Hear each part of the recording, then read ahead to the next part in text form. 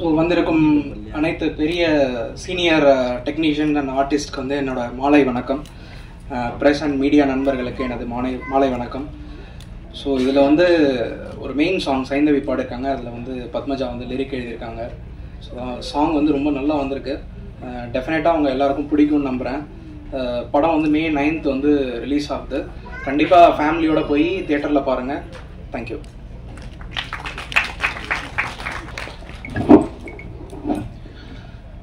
அனைவருக்கும் வணக்கம். மேடையில் அமர்ந்திருக்கும் பெரியவர்களுக்கும் இங்கே வந்திருக்கும் எல்லோருக்கும், பத்திரிகையாளர் எல்லாருக்கும் என்னுடைய மாலை வணக்கங்கள். ஷார்ட் அண்ட் ஸ்வீட்டாக பேச சொன்னாங்க. நான் கொஞ்சம் ஒரு 5 minutes பேசிடுறேன். இந்த படத்தோட ஜேர்னி நான் சொல்கிறேன். லாஸ்ட் இயர் வந்து எனக்கு ஒயிட் ரோஸுங்கிற மூவி ரிலீஸ் ஆச்சு. ரிலீஸ் ஆகி நெக்ஸ்ட் டே வந்து எனக்கு கால் வந்தது அதியமான் சார் ஆஃபீஸ்லேருந்து. அப்போ என்ன எதுக்குன்னு எனக்கு கரெக்டாக தெரியல. நான் போயிருந்தேன். அப்போ Athiyaman sir, director Siva Arumugam sir, Raj Kapoor sir, Prem Nisar sir, ஒரு பெரிய டீமே உட்காந்துருந்தாங்க. அப்படி வாங்கன்னு சொன்னதுக்காக நான் என்னன்னு கூட கேட்க தெரில. சரி, அங்கே எல்லாருமே இந்த மாதிரி ஒரு படம் ஒன்று பண்ண போகிறோம், நிழற்குடை, ஒரு நல்ல ஒரு மெசேஜ் உள்ள படமாக இருக்கும், நான் ஸ்கிரிப்ட் சொல்கிறோம் அப்படின்னாங்க. சார், ஸ்கிரிப்ட்லாம் சொல்லணும்னு அவசியம் இல்லை, நான் நடிக்கிறேன் சார். இல்லை, நீங்கள் ஸ்கிரிப்ட் நான் சொல்கிறேன், நீங்கள் கேளுங்க, அப்புறம் நீங்கள் உங்களோட முடிவு சொல்லுங்கள் அப்படின்னாங்க. ஸ்கிரிப்ட் ஒரு 1/2 hour 45 minutes Siva Arumugam sir சொன்னார். ரொம்ப நல்லா இருந்துச்சு சார். நல்லா சொன்னதுக்கப்புறம், சார் எப்போ ஷூட்டிங், எப்போ டேட்ஸ் அப்படின்னு கேட்குறப்ப, கொஞ்சம் வெயிட் பண்ணுங்கள், நாங்கள் சொல்கிறோம் அப்படின்னு சொன்னதுக்கப்புறம் எனக்கு ஒரு சின்ன டவுட்டு. சரி, நம்ம படத்தில் இருப்போமா இல்லை எதுக்காக கூப்பிட்டாங்கிறதே எனக்கு புரியல. என்ன ரோல் பண்ண போறோம்னு எனக்கு தெரியல ஃபர்ஸ்ட். அப்போ கார்ல ஏறினதுக்கப்புறம் வைஃப்க்கு கூப்பிட்டு சொன்னேன். இந்த மாதிரி ஒரு ஸ்கிரிப்ட் சொன்னாங்க, ரொம்ப நல்லா இருக்கு, இதை நான் இது வரைக்கும் பண்ண படங்கள்ல எனக்கு இது ஒரு நல்ல ஒரு மீனிங்ஃபுல்லான ஒரு ஸ்கிரிப்ட் எனக்கு அமைஞ்சிருக்கு. இது பண்ணா எனக்கு ஒரு சின்ன ஒரு பிரேக் கிடைக்கும்னு நினைக்கிறேன். ஆனால் கூப்பிடுவாங்களான்னு எனக்கு தெரியல. பார்க்கலாம், will hope for the best அப்படின்ட்டு ஒரு 1 week எந்த காலுமே வரல டீம்ல இருந்து. அப்போ ஒரு 1 week கழிச்சு டைரக்டர் சார் எனக்கு கால் பண்ணாரு. ஒரு வாங்க அப்படின்னாங்க. எனக்கு அப்பயும் எனக்கு தெரியல. அப்புறம் போனதுக்கப்புறம் பாசிட்டிவான நியூஸ் ஒன்று சொன்னாங்க. சார், நீங்கள் இந்த படத்தில் பண்ணுறீங்க அப்படின்னு எனக்கு ரொம்ப சந்தோஷமா இருந்தது. அப்புறம் கூடவே ஒரு 2 பாசிட்டிவான நியூஸ் சொன்னாங்க. சார், உங்கள் பொண்ணு நடிப்பாங்களா அந்த படத்தில் அப்படிங்கிற விஷயத்த சொன்னாங்க. எனக்கு சார் டெஃபினெட்லி சார் நடிப்பாங்க, பட் நீங்கள் ஆடிஷன் அந்த மாதிரி பண்ணி பாருங்க, அவங்க ஓகேன்னா நீங்கள் செலக்ட் பண்ணுங்க அப்படின்னு. அப்புறம் எனக்கு கான்ஃபிடென்ட்டாக இருந்தது, என் பொண்ணு இந்த ரோல் கொஞ்சம் பண்ணுவா அப்படின்னு ஒரு விஷயம். எனக்கு அதுவும் அன்னைக்கு பாசிட்டிவாக ஒரு விஷயம் சொன்னாங்க. அஃப்கோர்ஸ் இன்னொரு ரோல் இருக்கு, இந்த இன்னொரு பொண்ணு பண்ணியிருப்பாங்க. அதுவும் எங்கள் அண்ணா பொண்ணு தான் அந்த ரோல் பண்ண வேண்டியதாக இருந்தது. உங்கள் அண்ணா பொண்ணு தான் இந்த ரோலும் பண்ணுறாங்க அப்படின்னா நான் சொன்ன மாதிரி ரொம்ப சந்தோஷமா இருந்தேன். இந்த படத்தில் ஒரு நல்ல கதையில எங்கள் ஃபேமிலி மெம்பர்ஸ் ஆல்மோஸ்ட் நடிக்கிற மாதிரி இருக்கு அப்படிங்கிறப்ப, பட் அன்பார்ச்சுனேட்லி அவங்களுக்கு அண்ணா பொண்ணுக்கு ஸ்கூல்ல கொஞ்சம் டேட்ஸ் கொடுக்க முடியல அப்படின்னாங்க. ஸோ இதுதான் இந்த படத்துல இந்த ஜேர்னி. அப்புறம் ஷூட்டிங் ஆரம்பிச்சதுக்கு அப்புறம் எனக்கும் கண்மணி அவங்களுக்கான ஒரு சின்ன ஒரு விஷயம் போயிட்டு இருந்தது. ஐ மீன் ஷூட்டிங்ல நல்ல சந்தோஷமா பீஸ்ஃபுல்லா நல்லா பண்ணிட்டு இருந்தோம். அப்புறம் டைரக்டர் சார் சொன்னாங்க, இனிமே வந்து தேவயானி மேம் வந்துருவாங்க, கொஞ்சம் பார்த்து நீங்க கரெக்டாக ஹேண்டில் பண்ணணும் அப்படின்னாங்க. அதுக்கப்புறம் தேவயானி மேம் உள்ள வந்தாங்க. எனக்கு ரொம்ப பயம், ஏன்னா அவங்கள வந்து நான் வந்து இதுக்கு முன்னாடி பார்த்ததில்ல. சூரியவம்சம், காதல் கோட்டை, ஃப்ரெண்ட்ஸுங்கிற படத்துல தான் நான் அவங்கள தேவயானி மேம்னு சொன்னாலே நம்மளுக்கு அந்த ஒரு மூவிஸ் தான் ஞாபகம் வரும். சரி, எனக்கு ரொம்ப டென்ஷன் வேற. சரி, இவங்க ஏதாவது சொல்லுவாங்களா எப்படி அப்படின்ட்டு. ஆனால் Day 1 ஃபர்ஸ்ட் சீனே வந்து ரொம்ப ஈஸியாக எனக்கு எல்லாருக்கிட்டையும் ரொம்ப ஃப்ரெண்ட்லியாக பேச ஆரம்பித்தாங்க. ரொம்ப அந்த விஷயமும் எனக்கு கொஞ்சம் ரொம்ப ஈஸியாக இருந்தது. அதுக்கப்புறம் எங்கள் படத்தில் பார்த்தோன்னா நான் நடித்தது எல்லாமே சீனியர் ஆக்டர்ஸ் தான். ராஜ் கபூர் சார், இளவரசன் sir, Vadivukkarasi madam, Manojkumar sir, Neelima madam, நிறைய பேர் இருக்காங்க. ஸோ அந்த சீன், ஒவ்வொரு சீனும் எனக்கு ஒரு சின்ன ஒரு டென்ஷன் இருந்துகிட்டே இருக்கும். நம்ம கரெக்டாக, ஏன்னா இவங்க இந்த படம் வந்து ஒரு சின்ன ஒரு லைவ் ஸ்டோரி, ஒரு நல்ல மெசேஜ் உள்ள படம். ரொம்ப ஓவர் ஆக்டோ இது மாதிரி பண்ணாதீங்கிறது நம்ம டைரக்ஷன் டீம்ல இருந்து எப்பயுமே சொல்லிக்கிட்டே இருப்பாங்க. சரி நானும் சட்டிலாகவே பண்ணணும். சரி பெரிய சீனியர் ஆக்டர்ஸ், சரி முடிஞ்ச அளவுக்கு நான் ஒரு ஜஸ்டிஃபிகேஷன் பண்ணியிருக்கேன்னு நினைக்கிறேன் இந்த படத்தில். அப்புறம் ஓகே, சீக்கிரம் முடிச்சிடறேன். இன்னைக்கு விழாநாயகன் மியூசிக் டைரக்டர் அவருக்கும் என்னுடைய வாழ்த்துக்கள். எங்கள் டீம் எல்லாருக்குமே என்னுடைய வாழ்த்துக்கள். மூவி May 9 நாங்கள் ரிலீஸ் பிளான் பண்ணியிருக்கோம். டெஃபினட்டாக உங்களோட சப்போர்ட் வேணும். நன்றி, வணக்கம், தேங்க்யூ.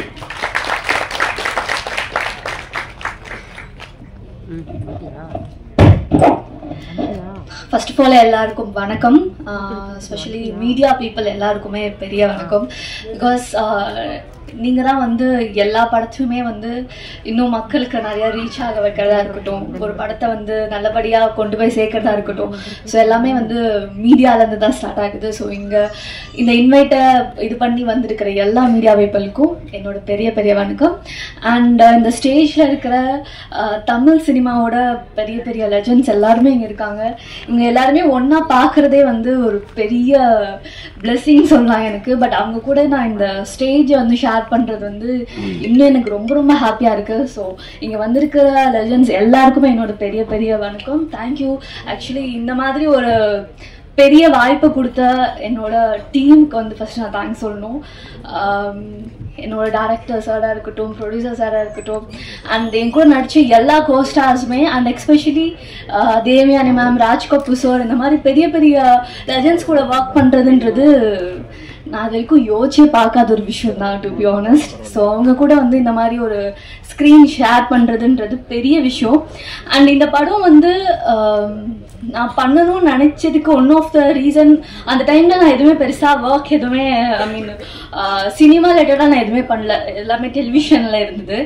ஸோ இந்த வாய்ப்பு வரும்போது என்னை வந்து ஒரு பெரிய ஆர்டிஸ்ட் வந்து எப்படி ட்ரீட் பண்ணுவாங்களோ அதே மாதிரி என்னை கூப்பிட்டு இதுக்கான கதையை சொல்லி, இந்த கதை இப்படி தான் இருக்க போகுது அப்படின்ற நரேஷன்ஸ் எல்லாமே கம்ப்ளீட்டாக கொடுத்து ரொம்ப ப்ராப்பராக வந்து ஹேண்டில் பண்ணியிருந்தாங்க. ஸோ அதுக்கு முதல்ல நன்றி.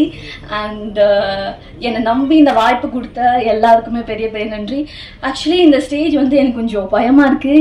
ஏன்னா இந்த ஸ்டேஜ் வந்து எனக்கு பயம் கொடுக்கல, இவ்வளோ பெரிய லெஜண்ட்ஸ் முன்னாடி பேசுறது தான் ஆக்சுவலி ரொம்ப பயமான ஒரு விஷயமா இருக்குது. என்னோட முதல் மேடை இது. ஐ மீன் பிக் ஸ்க்ரீனில் நான் முதலாக வந்து ஒரு இவ்வளோ பெரிய ஒரு மேடையை நான் வந்து பார்க்கறது வந்து ரொம்ப ரொம்ப சந்தோஷமாக இருக்குது. நான் டெலிவிஷனுக்கு வரும்போது ஐ திங்க் ஒரு 4 years ஆகுது நான் வந்து ஸ்மால் ஸ்க்ரீனுக்கு வந்து. ஸோ இந்த 4 yearsமே எனக்கு வந்து கண்டினியூஸாக வந்து லவ் அண்ட் சப்போர்ட் கொடுத்துட்ருக்கீங்க. அண்ட் இந்த பிக் ஸ்க்ரீன்லுமே எனக்கு அதே லவ் அண்ட் சப்போர்ட் வந்து எல்லாருமே கொடுப்பீங்க அப்படின்னு சொல்லிட்டு நம்புகிறேன். அண்ட் ஆக்சுவலி நிறையா வந்து நான் வந்து பேசணும் அப்படின்னு சொல்லிட்டு நான் யோசிச்சுட்டு இருந்தேன். பட் வந்து எல்லாமே எனக்கு அப்படியே மறந்துடுச்சு. இவங்க எல்லாரையும் பார்த்ததுக்கப்புறம் ஜஸ்ட் நான் அவங்கள பார்த்துட்டு நான் அவங்கள அட்மையர் பண்ணிட்டு இருக்கேன். ஸோ அந்த மாதிரி ஒரு இதுவாக இருக்கு. I am so happy. So இந்த படம் May 9 அன்னைக்கு ரிலீஸ் ஆகுது. படம் வேணா சின்ன படமாக இருக்கலாம், ஆனால் நாங்கள் எல்லாருமே போட்டிருக்கிற விஷயம் வந்து பெரிய பெரிய ஹார்ட் ஒர்க்ஸ் எல்லாருமே வந்து நாங்கள் போட்டிருக்கோம். ஸோ கண்டிப்பாக தேட்டரில் போய் பாருங்கள். என்ன சொல்கிறது, ஒரு நல்ல கதை இது, எல்லாருக்குமே பிடிச்சமான கதை, ஒரு நல்ல ஒரு ஃபீல் குட்டான மூவின்னு நினைக்கிறேன். ஸோ நீங்கள் எல்லாருமே இதை வந்து தேட்டரில் போய் பார்த்து இதுக்கான லவ் அண்ட் சப்போர்ட் கொடுங்க. And yeah, thank you so much. Thank you. ரொம்ப ஓவராக இன்ட்ரோடக்ஷன் பண்ணியிருக்காங்க. எங்கள் டைரக்டர் பாக்யராஜ் சார் அவர்களும், ஆர்கே சுப்ரமணிய சார் அவர்களும், என்னுடைய அருமை உடன்பரப்பு சீமான் அவர்களும் பேசுவதற்கு நிறைய டைம் கொடுக்கறதுனால விஜய் பாதியை எடுத்துக்கிட்டாப்புல, மீதியை நான் கொஞ்சம் பேசினா இருந்தாலும் அதிகம் எடுத்துட்டாப்புல, ஈவெண்ட் கொஞ்சம் எடுத்துட்டாப்புல. அதனால் இந்த நண்பர் ராஜா அவர்கள் வந்து இந்த படத்தை வந்து ரொம்ப கஷ்டப்பட்டு எல்லாட்டையும் வந்து இது பண்ணி அருமையாக வந்து இந்த படத்தை பண்ணியிருக்காரு. இந்த படம் வந்து இப்போ படமாக எடுக்கிறாங்கன்னா எனக்கு ஒன்றும் புரியல. பூரா பேர் துப்பாக்கி தூக்கிட்டு அலைஞ்சிக்கிட்டு இருக்கானுங்க. அதனால் அந்த மாதிரி காலகட்டத்தில் இது வந்து 80s வந்து 80s 90s இந்த மாதிரி படங்கள்லாம் வந்து நல்ல நல்ல படங்கள்லாம் வந்துச்சு. அந்த படங்களில் ஒரு வகையில் ஒரு படம் இந்த படம். ஸோ நல்ல ஃபீல் குட் படம். இது வந்து ஒரு வெளிநாட்டில் போய் வேலை பார்க்கணும்னு சொல்லி ஆர்வமில் ஒரு கப்பிள்ஸ் வந்து வர்ற அவஸ்தை தான் வந்து இந்த படத்தை. வெளிநாட்டில் போய் வேலை பார்த்தே சம்பாதிக்கணுமா, இங்கேருந்தே சம்பாதிக்கக்கூடாதா, அவங்களுக்குள்ள குழந்தைகளை வந்து பேரண்ட்ஸ் வந்து எப்படி வளர்க்கணும் அப்படிங்கிற ஒரு படிப்பனையான ஒரு பாடத்தான ஒரு நல்ல ஒரு சப்ஜெக்ட் பண்ணியிருக்காரு. ஸோ நல்ல ஒரு எமோஷன், ஒரு ஃபீல் குட் படம். நீங்கள் எல்லாரும் பார்த்து ரசிக்கணும். முக்கியமாக மீடியாக்களுக்கும் ப்ரெஸ்ஸுக்காரன்னு சொல்கிறேன், இந்த மாதிரி சின்ன படத்தில் வந்து நீங்கள் வந்து எல்லாருக்கும் வந்து ஒரு உத்வேகம் கொடுத்து நல்ல ஒரு பப்ளிசிட்டி கொடுத்து ஜனங்களை வந்து தியேட்டருக்கு வர வைக்கணும். வாழ்த்துக்கள், நன்றி, வணக்கம். 20 லட்சம் பேருக்கு நாங்கள் கரண்ட் கொடுக்குறோம்னு சொல்லி இந்த 20 லட்சம் பேரை வந்து எங்கள் படத்தை பார்க்குற சொல்லி கொஞ்சம் ரெக்கமெண்ட் பண்ணுங்க. இந்த இனிய மாலை வேளையில் நிழற்குடை பாடல் வெளியிட்டு வந்திருக்கின்ற மதிப்புமிகு பத்திரிகையாளர்களே, இணையதள வலைத்தள நண்பர்களே, பார்வையாளர்களே, உங்கள் அத்தனை பேருக்கும் எனது முத்தான வணக்கம். ஆக்சுவலா நிழற்குடை படத்துக்கும் எனக்கும் வழக்கம் போல எந்த சம்மந்தம் இல்லை. நான் பல மேடைகள்ல நடித்த படத்துக்கு கன்ஃபார்ம் வந்துடும், நடிக்காத படத்துக்கு பல மேடைகள்ல நான் போய் பேசுவேன். அது காரணம், நான் இயக்குநர் சங்கத்துல வந்து ஒரு துணைத் தலைவரா செயற்குழு உறுப்பினரா பல ஆண்டுகாலம் இருந்ததுனால அது நட்பின் அடிப்படையில் வர்றோம். இந்த ஃபங்க்ஷனுக்கு கூட நான் வர முடியல ராஜா சார், நீங்க தயவுசெய்து மன்னிச்சிங்க, நிறைய கமிட்மெண்ட் சார், நீங்க நைட்டு வரைக்கும் கமிட்மெண்ட் சார்னா அவர் ஏதோ நான் மட்டும் தான் வருங்கிற மாதிரி பேசார். சார் நீங்க மட்டும் தான் வரணும், நீங்க வந்தாதான் ஒரு ஆதரவு எங்களுக்கு, நிறைய பேர் பேசி பார்த்துட்டு நீங்க மட்டும் தான் வரணும்னு. இதுக்கு முதல்ல நிழற்குடைன்னு ஒரு படத்தை வந்து ஷோ போட்டாங்க, அன்னைக்கு என்னால வர முடியல. அந்த படம் எப்படி இருந்தது அப்படின்னு கேட்டேன். நீங்க மிஸ் பண்ணிட்டீங்க சார்னு பார்த்ததுல ஒரு ஆள் சொன்னார், செம ஃபீல் குட் மூவி சார் அப்படின்னாரு. செம ஃபீல் குட் மூவி சார் அப்படின்னாரு. ஐயோ மிஸ் பண்ணிட்டேமே அப்படிங்கிற மாதிரி அந்த கதையை கேட்டேன். உண்மையிலே மஞ்சள் வீரர் சார் வந்து நான் உண்மையிலே மிஸ் பண்றேன். ஏன்னா பூ சசி, வேலை சுரேஷ், மனசலம் சந்தோஷ் அப்படின்னு தான் இயக்கிய ஒரு முக்கியமான படங்களை பேரே வந்து வச்சிட்டு இருக்க இயக்குனர்ல இன்னைக்கு சொல்ற சிவா அருமனோட நிஜமான பேர் வந்து ராஜா. அவர் மஞ்சள் வெயில் ஒரு படம் பண்ணதுனால மஞ்சள் வெயில் ராஜா அழைக்கப்பட்டார். ஏன் அவர் மேல எனக்கு இவ்வளவு அனுப்புனா, நான் வெயில் படத்துல தான் வில்லனா அறிமுகமானேன். அந்த வெயில் வைக்கிறதுக்கு ஒரு மஞ்சள் வெயில் ஒரு மிக அழகான ஒரு பேரை செலக்ட் பண்ணி அந்த படம் ஒரு அற்புதமான படம். ஆனால் யாராலையும் பெருசா கவனிக்கப்படல. நான் அந்த படத்தை பார்த்தேன் சார், அடிக்கடி சொல்லிட்டே இருப்பேன் ராஜா சார், சார் இது உண்மையிலேயே சூப்பர் மூவி சார், ஆர்டிஸ்ட் பற்றாக்குறை, ஆர்டிஸ்ட் அறிமுகம் இல்லாத ஆர்டிஸ்ட போட்டதால பெருசா ரீச் ஆகல. நீங்க அடுத்து ஒரு நல்ல படம் பண்ணுவீங்க, கான்பிடன்ட் இருக்குங்க. அவர் ரொம்ப வருஷம் கான்பிடன்ட் இருந்துட்டே இருந்தாரு. பட் தயாரிப்பாளர் வழக்கம் போல இந்த ஹிட் கொடுத்தா கிடைப்பாங்க இல்லையா, அது கிடைக்கல. இது அவரே தயாரிச்சு அவரே இயக்கியிருக்காரு. இது எவ்வளவு பெரிய கஷ்டம்னு ஒரு ப்ரொடியூசராக முயற்சிக்கிறவங்களுக்கும் ப்ரொடியூசரா இருந்தவங்களுக்கும் தான் தெரியும். குறிப்பா சிவா சார்லாம் தெரியும். ஒரு படத்தை எடுத்து ரிலீஸ் பண்ணது எவ்வளவு கஷ்டம்னு தெரியும். எல்லாருமே சொல்லுவாங்க இந்த படம் வெற்றி பெற வாழ்த்துறேன்னு சொல்லுவாங்க.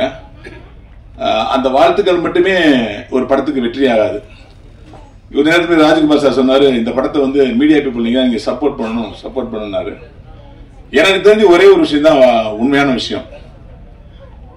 என்னதான் நாங்கள் உங்களை கை கூப்பிட்டு கேட்டாலும், என்னதான் நாங்கள் வந்து திமிரா உங்களை பேசினாலும், இந்த மீடியா பீப்புள்ஸ், இந்த பத்திரிகை நண்பர்களும் சரி, இணையதள நண்பர்களும் சரி, நல்ல படத்தை தூக்கி நிறுத்த தவறியதே இல்லை. அதை நான் பல தடவை பார்த்திருக்கேன், பல முறை பார்த்திருக்கேன். அதனாலதான் உங்கள்கிட்ட இன்னைக்குமே கெஞ்சுறது இல்லை. ஏன்னா நான் பண்ணிய பல நல்ல காமெடி படங்களை வந்து எக்ஸ்ட்ரானியான காமெடின்னு சொல்லியிருக்கீங்க. நான் காமெடி படம்னு சொன்னது இல்லை, சரியா காமெடி ஒர்க் அவுட் ஆகும்னு சொல்லியிருக்கீங்க. இது எல்லாத்தையும் மனமோது நம்ம ஏத்துக்கிறோம். இந்த மாதிரி தான் உங்களையும் ஏத்துக்கணும். நீங்கள் தான் மக்கள் அப்படிங்கிற உண்மையை வந்து எல்லாருமே நம்ம உணரணும். ஏன்னா லேட்டஸ்டா கூட இன்னைக்கு கூட ஒரு படம் கேங்கஸ்டர் படம் ரிலீஸ் ஆயிருக்கு. கம்பேக் வடிவேல் சார் எல்லாமே நீங்க அதை வந்து பாராட்டுறீங்க, ரொம்ப சந்தோஷமா இருக்கு. அதே வடிவேல் என்ன முதல் படம் அடிக்கும்போது ஏன் இப்படி பண்றாருன்னு கேட்டால்தான் நீங்க அந்த அளவுக்கு மிக அற்புதமான ஒரு மனிதர்களா உங்களை நம்ம பாக்குறோம். இந்த படத்தை தேவயானி மேடம் நடிச்சிருக்காங்க. தேவயானி மேடத்துக்கு நான் வந்து மிகப்பெரிய ஃபேன் ஒரு படத்துக்கு. அது என்ன படம்னா பஞ்சதந்திரம். பஞ்சதந்திரம் யாருனால ஓடிச்சுன்னு எனக்கு தெரியாது. ஆனால் தேவயானி மேடத்தால ஓடிச்சு நான் அடிச்சு சொல்லுவேன். அந்த ஒரு எபிசோடு படத்தை தூக்கி நிப்பாச்சு. ஏன் மாத்திர எவ்வளவு பெரிய மூடி, அதெல்லாம் யாரால நடிக்க அவ்வளவு கஷ்டம் ஒரு நடிகரா எனக்கு தெரியும். அவங்க இந்த படத்துல ஒரு டென்சிட்டியான ஒரு அடர்த்தியான கேரக்டர் பண்ணிருக்காங்க. இந்த மாதிரி ஒரு ஃபீல் குட் மூவி ஜெயிக்குமா தோக்குமா அப்படிங்கிறதா நம்ம வந்து சொல்லவே முடியாது. தியேட்டருக்கு போனா தேவயானி மேடத்துக்கு சீரியலே மிகப்பெரிய ஃபேன்ஸா இருக்காங்க. அவங்க எல்லாம் தியேட்டருக்கு கண்டிப்பா வருவாங்க. இந்த படம் மிகப்பெரிய வெற்றி அடையும். இந்த படத்தில் ஹீரோவா இருக்கிற விஜய் சாருக்கு ஒரு நல்ல வாழ்க்கை அமையும். இந்த படத்துடைய மொத்த டீமுக்கும் என்னுடைய மனமார்ந்த வாழ்த்துக்கள் சொல்லி இந்த படம் மிகப்பெரிய வெற்றி பெற என்னுடைய எல்லாம் ஆண்டவனை வேண்டுகிறேன். யாருமே சொல்ல வருத்தப்படக்கூடாது, எல்லாருமே ஜாம்பவான். அவங்க ஏற்கனவே சுருக்கமா சொல்லிட்டு சொன்னாங்க. எங்களுடைய அண்ணன் செந்தமிழன் சீமான் வந்து பேசினா கேட்டுக்கிட்டே இருக்கலாம். அரசியலும் சரி கலையும் சரி. வாட்ஸ்அப்ல பல டைங்கள்ல வந்து அவர் அரசியல் பேசுறது ஒரு பக்கம் பார்த்தா இன்னொரு பக்கம் வந்து அவர்கிட்ட இன்டர்வியூ எடுப்பாங்க. அதுல வந்து ஒரு பாட்டு எப்படி உதயம் ஆனிச்சுன்னு கேட்கறப்ப பாத்தீங்கன்னா ஒரு மியூசிக் கூட அப்படி எக்ஸ்பிளைன் பண்ண முடியாது, அவ்வளவு அழகா எக்ஸ்பிளைன் பண்ணுவாரு. ரொம்ப ஒரு அற்புதமான கலைஞர் நம்ம அரசியல் கொடுத்துட்டோமோ அப்படின்னு தோணுனா கூட அந்த கலைஞர் நம்மளுடைய கலைக்கு வரா இருக்குது உண்மையிலே பெருமையான விஷயம். இவ்வளவு பிஸிலையும் ஒரு சின்ன படத்தை ஆதரிக்கிறதுக்கு வந்திருக்காரு, அவருக்கு என்னுடைய நன்றி. அதே சமயத்தில் எங்களுடைய சினிமா காவலர், எங்களுடைய பெப்சி தலைவர் செல்வமணி என்ன எனக்கு அண்ணன் தான், அவர் உண்டு, அவர் வந்திருக்காரு. எங்களுடைய எழுத்தாளர் சங்கத்தின் தலைவர் கே பாக்யராஜ் சார் வந்திருக்காங்க, சிவா சார் வந்திருக்காங்க, லைக்காவுடைய எக்ஸிகியூட்டிவ் ப்ரொடியூசர் திருக்குமரன் சார் வந்திருக்காங்க, தமிழ் குமரன் சார் வந்திருக்காங்க, நம்முடைய சுரேஷ் காமே சார் வந்திருக்காங்க. இவங்க எல்லாம் சினிமா இன்னைக்கு மொத்த சினிமா அங்க இருக்கு. இந்த படம் கண்டிப்பா வெற்றி பெறும், என்னுடைய மனமார்ந்த வாழ்த்துக்கள். வாட்டர் பாட்டிலா? எல்லாருக்கும் வணக்கம். மேடையில அமர்ந்திருக்க எல்லாருக்கும் வணக்கம். தேவியானியோட மிகப்பெரிய ஃபேன் நாங்க. I don't know whether I have told her that. She knows. தேவியானிக்கு நல்லா தெரியும் எனக்கு அவளை ரொம்ப பிடிக்கும். We go long way back. அவங்களுக்கு அப்போ கல்யாணம் ஆகல, ஹீரோயினா இருந்த ஸ்டேஜ். பட் ஐ லைக் காதல் கோட்டையில கமலி வந்து எல்லாருக்குமே வந்து ஃபேவரட். அது வந்து 90s கிட்ஸ், அந்த 80s 90s வந்து யாருமே மறுக்கவே முடியாது. But I like her in that Prashanth film, your first film Kalloori Kadhal வாசல், கல்லூரி வாசல். வாட் அ சப்பி பப்ளி டிஃப்ரெண்ட் தேவயானி. அந்த மாதிரி ஒரு குஷ்புகாவை வந்து ரொம்ப ரொம்ப வருஷத்துக்கு முன்னாடி நம்ம பார்த்த அந்த குஷ்புகா அந்த ஸ்டைல்ல இருந்த தேவயானியை தான் எனக்கு ரொம்ப ரொம்ப பிடிக்கும். And of course iconic. I am very proud to say, very proud. ஏன்னா வி கம் அந்த காலகட்டத்துல இருந்து ஒன்னா டிராவல் பண்ணி இன்னைக்கும் இங்க இந்த மேடையில ஐ எம் கம்மிங் ஹியர் அப்படின்னா because she is like the Devasena of the film industry. She is a princess. She is. And aduketa Rajakumaran sir is the prince.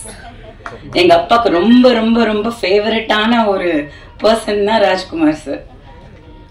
அவ்வளோ லவ் அவர் மேல, ரொம்ப best friends. And thank you sir, உங்களை மாதிரி ஒருத்தவங்க இருக்கிறனால தான் அவங்க இந்த மேடையில இன்னைக்கும் தளபதி சொல்ற மாதிரி, தளபதி விஜய் சொல்ற மாதிரி 20 வயசுல வந்து ஒரு பொண்ணு ஹீரோயினா இருக்கிறது பெருசு இல்ல, ஆனா 40 வயசுலயும் வந்து ஒரு மெயின் லீட்ல ஹீரோயினா நிக்கிறது வந்து மிகப்பெரிய விஷயம். I am so proud of you and thank you Rajkumar sir. So நிறைய எக்ஸ்பெக்டேஷன் இருக்கு. தட் எனக்கு ரொம்ப பெருமையா இருக்கிற விஷயம் என்னன்னா, ஒரு மெயின் லீடா வந்து பெண்கள் வந்து இன்னைக்கு வந்து திரைக்கு தியேட்டரிக்கல் ரிலீஸ்க்கு வந்து ஒரு படம் வர்றதுங்கிறது மிகப்பெரிய ஒரு சாதனைன்னு தான் சொல்லணும். ஸோ ப்ரொடியூசர்ஸ்க்கு, release producers, whoever is involve in this, congratulations and thank you.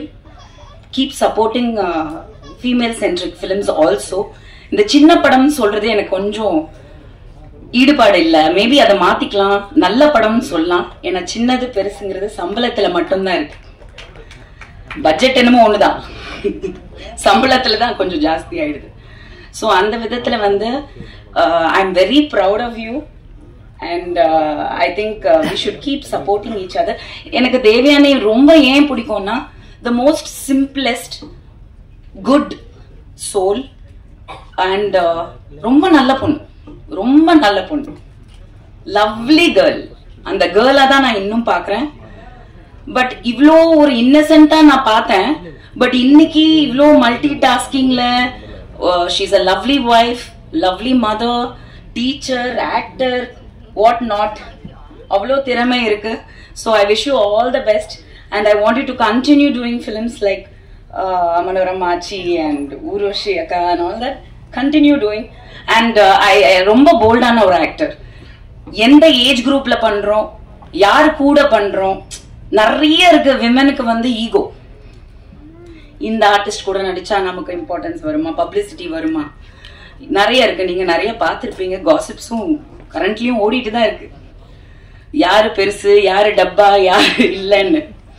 அந்த விதத்துல எதையுமே யோசிக்காம அந்த கதாபாத்திரத்தை மட்டுமே நம்பி, அவங்களோட திறமைய மட்டுமே நம்பி ஒரு self made female actor who still a main lead heroine அப்படின்றதுல நான் ரொம்ப பெருமைப்படுறேன். All the best. And music ரொம்ப நல்லா இருந்தது. ட்ரெய்லர் ரொம்ப இன்ட்ரீகிங்காக இருந்தது. ஸோ கண்டிப்பாக வந்து தியேட்டர்ஸில் சப்போர்ட் பண்ணி படம் பாருங்க. Thank you media.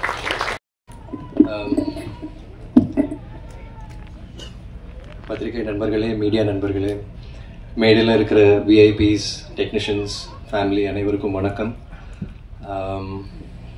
நிழல் குடை ரொம்ப வித்தியாசமான ஒரு ட்ரெய்லர் அண்ட் ரொம்ப இன்டென்ஸாக இருந்தது. இந்த காலத்தில் நடக்கிற ஒரு விஷயம், கரியர் லைஃப், ஃபேமிலி லைஃப் எப்படி பேலன்ஸ் பண்ணுறது, it was very creepy and ஒரு கியூரியாசிட்டி பில்ட் ஆயிருக்கு எனக்கு இது பார்க்கணும். ஏன்னா எப்படி இதுக்கு என்ன கருத்து சொல்லுவாங்க. அண்ட் எனக்கு ராஜா சார், அறுமுகம் சார், அவங்கள ராஜா சார் தான் தெரியும் எனக்கு. ராஜா சார் அண்ட் அதியமன் நல்லா தெரியும், சின்ன வயசுலேருந்து தெரியும். அவங்க வந்து டெஃபினட்டாக ஒரு பொய்டிக் கருத்து இருக்கும் இந்த படத்தில் அப்படின்னு எனக்கு தோணுது. I am really looking forward to this film. And visuals கூட ரொம்ப நல்லாயிருக்கு. I love Gurudev sir. அவங்க ஒரு fantastic technician, one of my favourite DOPs. And plus the music ரொம்ப நல்லா இருக்கு. ரொம்ப ரொம்ப அது கண்மணிய சாங் ஆக்சுவலி ரொம்ப ஒரு எமோஷனல், வெரி பியூட்டிஃபுல், டச்சிங் சாங்காக இருந்தது. அண்ட் ப்ளஸ் இந்த subject where is not an easy subject, it's a very tough subject. ஏன்னா ஆடியன்ஸ் இந்த காலத்தில் வந்து ஐ டோன்ட் திங்க் வெறும் பாட்காஸ்ட் இல்லைனா யூடியூப் பார்த்து கற்றுக்குறாங்க. ஐ திங்க் ஒரு பார்ட் ஆஃப் ஒரு பப்ளிக் இருக்குது தட் சினிமா பார்த்து கற்றுப்பாங்க சில விஷயங்கள். அண்ட் இந்த மீடியா வழியாக you're giving this kind of a explanation to audience, or a different kind of ஒரு perspective. அது ஒரு ரொம்ப நல்ல விஷயம். So I'm looking forward to this. I would like to wish the entire team all the very best. And இது படம் மிகப்பெரிய வெற்றி அடையணும் என்னோட வாழ்த்துக்களை தெரிவிச்சுக்கிறேன். பட் இன்னைக்கு இந்த ஃபங்க்ஷன் வந்து it's not just an audio launch, இது ஒரு ஃபேமிலி ஃபங்க்ஷன் எனக்கு. ஏன்னா எங்கள் ஃபேமிலியில் 3 பேர், அக்கா, என் அண்ணன் மயூர், அப்புறம் நான். பட் இன் ரியல் லைஃப் என் அம்மாவுக்கு இன்னொரு பையன், அது அதியம்மன் அண்ணா. அண்ட் இஸ் ரியலி டில் அம்மாஸ் லாஸ்ட் பிரெத் வந்து Athiyaman was always there for her. And எங்கள் ஃபேமிலியில் ஒரு பெரிய ஒரு சப்போர்ட் சிஸ்டம் அவர். அண்ட் அவருக்கு ஒரு பெரிய நன்றி சொல்லணும். ஏன்னா அவரால் தான் அக்காவுக்கு வந்து ஃபர்ஸ்ட் தமிழ் சினிமாவில் இன்ட்ரடக்ஷன் கிடச்சிது. அண்ட் பிகாஸ் நாங்களும் சென்னைக்கு வந்துட்டோம் அண்ட் தமிழர்களாக மாறிட்டோம். And we are very proud to be part of Tamil cinema and be part of this Tamil Nadu, which we are very proud of. And thank you Anna, ரொம்ப thanks, we really love you, thank you so much. And of course my akka Devyani, I think blessed that அக்காவோட தம்பியை பிறந்திருக்கேன். I'm very grateful. சின்ன வயசுலேருந்து அவங்கள பார்த்துட்ருக்கேன். அவங்களோட hard work, அவங்களோட sincerity, அவங்களோட டெடிக்கேஷன் பார்த்துட்ருக்கேன். Never give up to never do or die attitude. And இப்போ கூட பார்த்தா ஐ டூ மிஸ் அம்மா, பட் அக்கா பார்த்தா எனக்கு ஐ சி ஹர் இன் அம்மா, இன் அக்கா. ஏன்னா அதே ஹியூமிலிட்டி, டவுன் டு அர்த் ஒரு ஆட்டிடியூட் அவங்களுக்கு.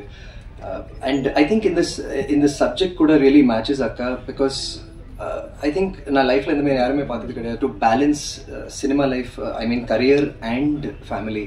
அப்படி எவ்வளோ அழகாக ஹேண்டில் பண்ணியிருக்காங்க. எந்த ஒரு சினிமா ஃபங்க்ஷனும் சரி, இன்விடேஷன், ஷூட்டிங், எந்த ஃபங்க்ஷனில் வந்து ஆல்வேஸ் தேர் 100%. பட் அதே சமயத்தில் வந்து ஃபேமிலி சைட் நீங்கள் பார்த்தீங்கன்னா பசங்களுக்காக maybe picnic, parent meeting, teacher meeting, anything, akka will always be there. Even பசங்களை வந்து ஸ்கூலில் ட்ராப் பண்ணுறது 100% அவங்க இது பண்ணியிருக்காங்க. ஐ ஸ்டில் எனக்கு ஆச்சரியமாக இருக்குது எப்படி அவங்க அதை ஹேண்டில் பண்ணாங்க.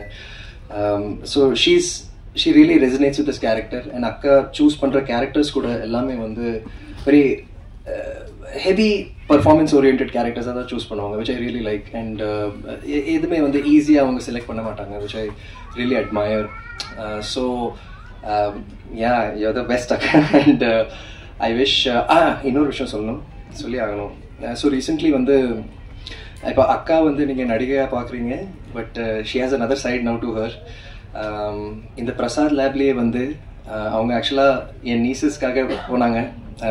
அவங்கள சேர்க்கறதுக்கு பிரசாத் லேபோட டெக்னீஷியன் கோர்சஸில் சேர்க்கறதுக்கு போனாங்க. But I don't remember what happen. But அக்கா வந்து டிரெக்ஷன் டிபார்ட்மெண்ட்டில் போய் சேர்ந்துட்டாங்க. சரி நான் கற்றுக்கிறேன், டிரெக்ஷன் கற்றுக்கிறேன்னு சொல்லி ஒரு 3 months அவங்க அது கோர்ஸ் பண்ணாங்க. அண்ட் நாங்கள் வீக்கெண்ட்ஸில் தான் மீட் பண்ணுவோம். அண்ட் அந்த டைம் நான் கால் பண்ணேன், அக்கா எங்கே இருக்கீங்க, மீட் பண்ணலாமான்னு பார்த்தா இல்லை நான் கோர்ஸில் இருக்கேன், நான் படிச்சுட்டு இருக்கேன். படிச்சுட்டு இருக்கீங்களா? பட் ரொம்ப சின்சியராக ரொம்ப டெடிக்கேட்டடாக அவங்க கற்றுக்கிட்டாங்க அந்த what ever was dot. And கிளாஸில் நீங்கள் பார்த்தீங்கன்னா அக்கா தான் ஆக்சுவலாக ஒரு சீனியர், அவங்க மற்ற டிரெக்டர்ஸ் கூட ஒர்க் பண்ணியிருக்காங்க, எல்லாம் பெரிய பெரிய டிரெக்டர்ஸ் கூட ஒர்க் பண்ணியிருக்காங்க. பட் அங்கே வந்து ஒரு ஸ்டூடெண்ட்டாக போனாங்க, which I really appreciate. And அதுக்கப்புறம் ஒரு படம் எடுத்தாங்க call Kaikuttai Rani, which is a short film which she did. And the great Lenin sir அந்த படத்தை எடிட் பண்ணாங்க. அண்ட் சரி இந்த படம் வந்து ரொம்ப நல்லா வந்திருக்கு, only 1 person can give perfect music for திஸ்ன்னு சொல்லி இசைஞானி இளையராஜா சாரை ட்ரை பண்ணாங்க. பட் அங்கே வந்து ஒரு ஆக்ட்ரஸாக போல ஒரு நியூ டிரெக்டராக ஒரு ஹோப்போட போனாங்க. அண்ட் அவங்கக்கிட்ட சார் எனக்காக பண்ணி கொடுங்க ப்ளீஸ் சார் அப்படி எதுவும் சொல்லலை. இந்த படம் பாருங்கள் சார், உங்களுக்கு பிடிச்சிருந்தா கண்டிப்பாக இது நீங்கள் தான் பண்ணணும் சார், இந்த படத்துக்கு நீங்கள் தான் ஒரு லைஃப் கொடுக்க முடியும்னு சொல்லி அவர் படம் பார்த்துட்டு அவ்வளோ பிடிச்சி போய் அவர் நான் பண்ணுறேன் தேவனே பண்ணுறேன்னு சொல்லி அவர் மியூசிக் கம்போஸ் பண்ணார், which is a fantastic thing. So எனக்கு ரொம்ப பெருமையாக இருக்குது. I'm like so happy. ஏன்னா இப்போ அந்த படம் வந்து நிறைய ஃபிலிம் ஃபெஸ்டிவல்ஸ்க்கு போயிருக்கு and it's got many awards. So என் அக்கா வந்து நடிகை மட்டும் கிடையாது, இப்போ நான் ஷீஸ் அ டிரெக்டர் ஆல்சோ, பெருமையோட சொல்கிறேன். அண்ட் ஆல்சோ அதே மாதிரி நான் உங்களுக்கு ஒன் மோர் பெரிய தேங்க்ஸ் சொல்லணும். That this is the first stage நான் வந்து அக்கா பற்றி பேசிகிட்டு இருக்கேன். நான் ஒரு என் சிஸ்டரோட ஃபர்ஸ்ட் ஒரு ஃபிலிம்காக நான் வந்து மேடையில் பேசிகிட்டு இருக்கேன், which is a very big thing. And thanks to you, நான் உங்களால் தான் அது முடிஞ்சது. Thank you so much. Yes, so I wish the entire team, all the technicians, all of them, all the very best. And Akka, you're fantastic. Nilal Kudai, Kaikuttai Rani, and every other project and everything in life. You're fantastic. I love you. You're the best.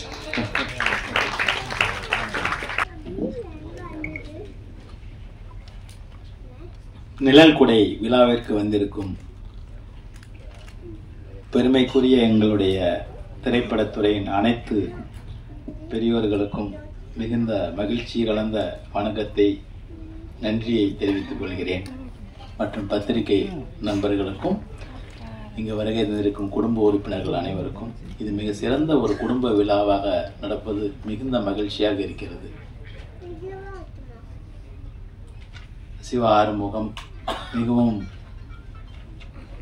சிரமப்பட்டு செதுக்கிய இந்த நிழல் குடை எல்லோருக்கும் பிடிக்கும் ஒரு சிறந்த படமாக, எல்லோரும் காண வேண்டிய ஒரு நல்ல படமாக, நல்ல திரைப்படம் காண்பது அரிதரிதாக இருக்கிறது. இது ஒரு நல்ல திரைப்படம், எல்லோரும் திரையரங்கில் வந்து கண்டு களிக்க வேண்டும். என்னுடைய மிக மனமுருகிய வேண்டுகோள் இதுதான். மற்றபடி தேவயானி மேடம் எவ்வளவோ வேலைகள் செய்திருக்கிறார்கள், எவ்வளவோ படங்கள் நடித்திருக்கிறார்கள். 30 வருடங்களுக்கு முன்பு தன்னை ஒரு படத்தில் அறிமுகப்படுத்திய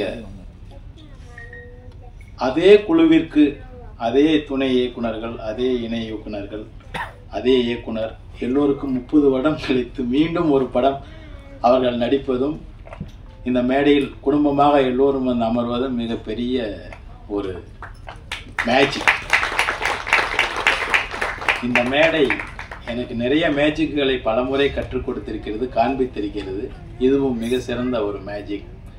நம்முடைய நீண்ட நெடிய பயணத்தில் எவ்வளவோ நிழல்கள் இருந்திருக்கிறது. நம்முடைய நீண்ட நெடிய பயணத்தில் திரும்பி பார்த்தால் எத்தனையோ நிழல்கள் நம் பயணத்திற்கு துணையாக இருந்திருக்கிறது. சில சமயம் நிழல் இல்லாத நேரத்தில் சற்றென்று குடையாக, சில சமயம் நம் பயணத்தில் நிழல் இல்லாத போது சற்றென்று குடையாக எத்தனையோ உள்ளங்கள் வந்து நின்றிருக்கிறது. அதையெல்லாம் நாம் திரும்பி பார்த்தால் தெரியும். அப்படி திரும்பி திரும்பி பார்க்கக்கூடிய ஒரு விஷயத்தில் இந்த நிழல் குடையும் கண்டிப்பாக இருக்கும் என்று உங்கள் முன் கூறி எல்லோரையும் வாழ்த்தையும் வணங்கியும் விடைபெறுகிறேன். அன்புடன் ராஜகுமார்.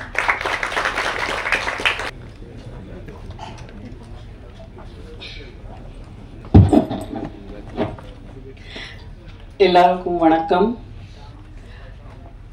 மேடையில் இருக்கிற எல்லாம் ஜாம்பாவனுக்கு வணக்கம்.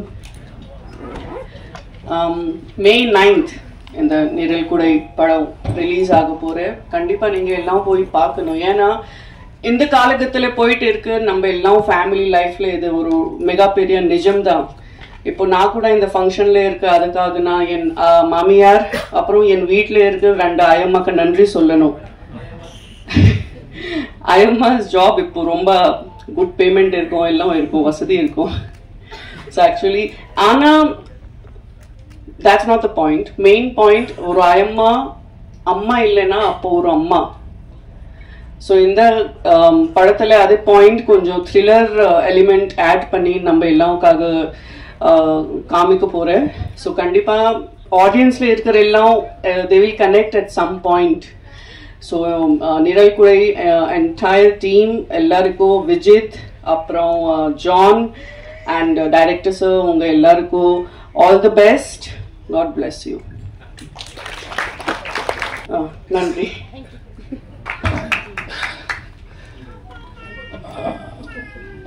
வணக்கம். என் தம்பி ரொம்ப நேரமாக காத்துட்ருக்கல. நான் இது என்னோட குழுவே நான் வாழ்த்திக்கிறதுக்கெல்லாம் ஒன்றும் விஷயம் இல்லை. நன்றி சொல்லணும், தேவயானிக்கு நன்றி சொல்லணும். இங்கே வந்தவங்க எல்லாருக்கும், சீனியர்ஸ் பாகிராஜ் சார் எல்லாருக்கும் நன்றி, செல்வன் என்ன, தம்பி சுரேஷ் எல்லாருக்கும் நன்றி. என் தம்பி ரொம்ப நேரமாக வெயிட் பண்ணிட்டு இருக்காப்புல, நிறையா ஊர்பட்ட பணியோடு இருக்காப்புல. நான் நேராக போய் பார்த்து, அதனால வேகமாக இந்த படம் வெற்றி அடையும் எங்களுக்கு நல்லா தெரியும். உங்களோட துணை தேவை, அவ்வளோதான். மற்றபடி தம்பி பேசி நீங்கள் முடிக்கலாம். ஹாப்பியா படத்துல நடிச்சது? சூப்பரா இருக்கா. என்ன கேரக்டர் கொடுத்தாங்க? உங்களை என்ன பண்ண சொன்னாங்க படத்துல? என்ன பண்ணீங்க நீங்க? பலூன் கீழே வச்சுட்டாதான் அங்க தெரியும், கேமரால உங்க ஃபேஸ் எல்லாம் தெரியாது. என்ன பண்ணி நீங்க படத்துல என்ன பண்ணீங்க? ஆக்டிங் பண்ணீங்க. யார் சொல்லி கொடுத்தா ஆக்டிங்? அம்மா. அம்மா சொல்லி கொடுத்தாங்களா? நீங்க சமத்தான பாப்பாவா? நீங்க யாருக்கா தேங்க்ஸ் சொல்லணுமா?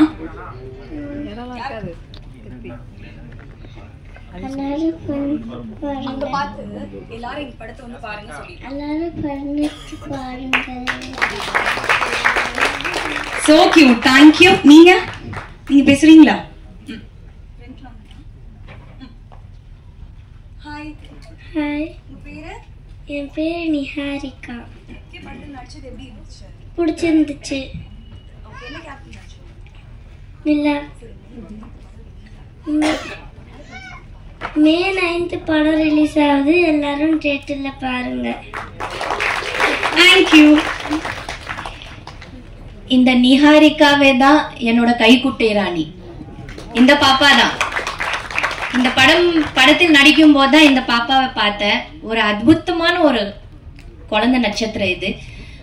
பயங்கரமான நடிப்பு, ரொம்ப ஃபோக்கஸ்டான ஒரு குழந்தைய பார்த்தேன். இவதான் என்னோட கைக்குட்டை ராணி. இவதான் என்னோட ஷார்ட் ஃபிலிம் நடிச்சிருக்கா. ரொம்ப பிரமாதமா பண்ணியிருக்கா. இவளுக்கு நார்வே ஃபிலிம் ஃபெஸ்டிவல்ல சிறந்த குழந்தை கான விருது இப்ப வந்திருக்குது. படத்தை பாருங்கன்னு சொல்லுங்க. படத்தை பாருங்க. May 9th ரிலீஸ் ஆக போகுது. May 9th ரிலீஸ் ஆக போகுது. நிழல் குடை குடும்பத்தோட எல்லாரும் தியேட்டர்ல வந்து பாருங்க. தேங்க்யூ. வெரி எல்லாருக்கும் 2 நிமிஷம் சொல்லிட்டு பில்டப் 4 நிமிஷம் இருக்கு. இவங்களே எல்லாத்தையும் பேசிட்டு அப்ப நாங்க என்னத்தை பேசுறோம்? உசாராத்தான் இருக்கேன். இயக்குனர், திரைக்கதை மன்னன் பாய்கராஸ் அவர்களுக்கும், செல்வன் சார் அவர்களுக்கும், அண்ணன் சீமான் அவர்களுக்கும், மேடையில் வந்திருக்கும் அனைவருக்கும் என் வணக்கம்.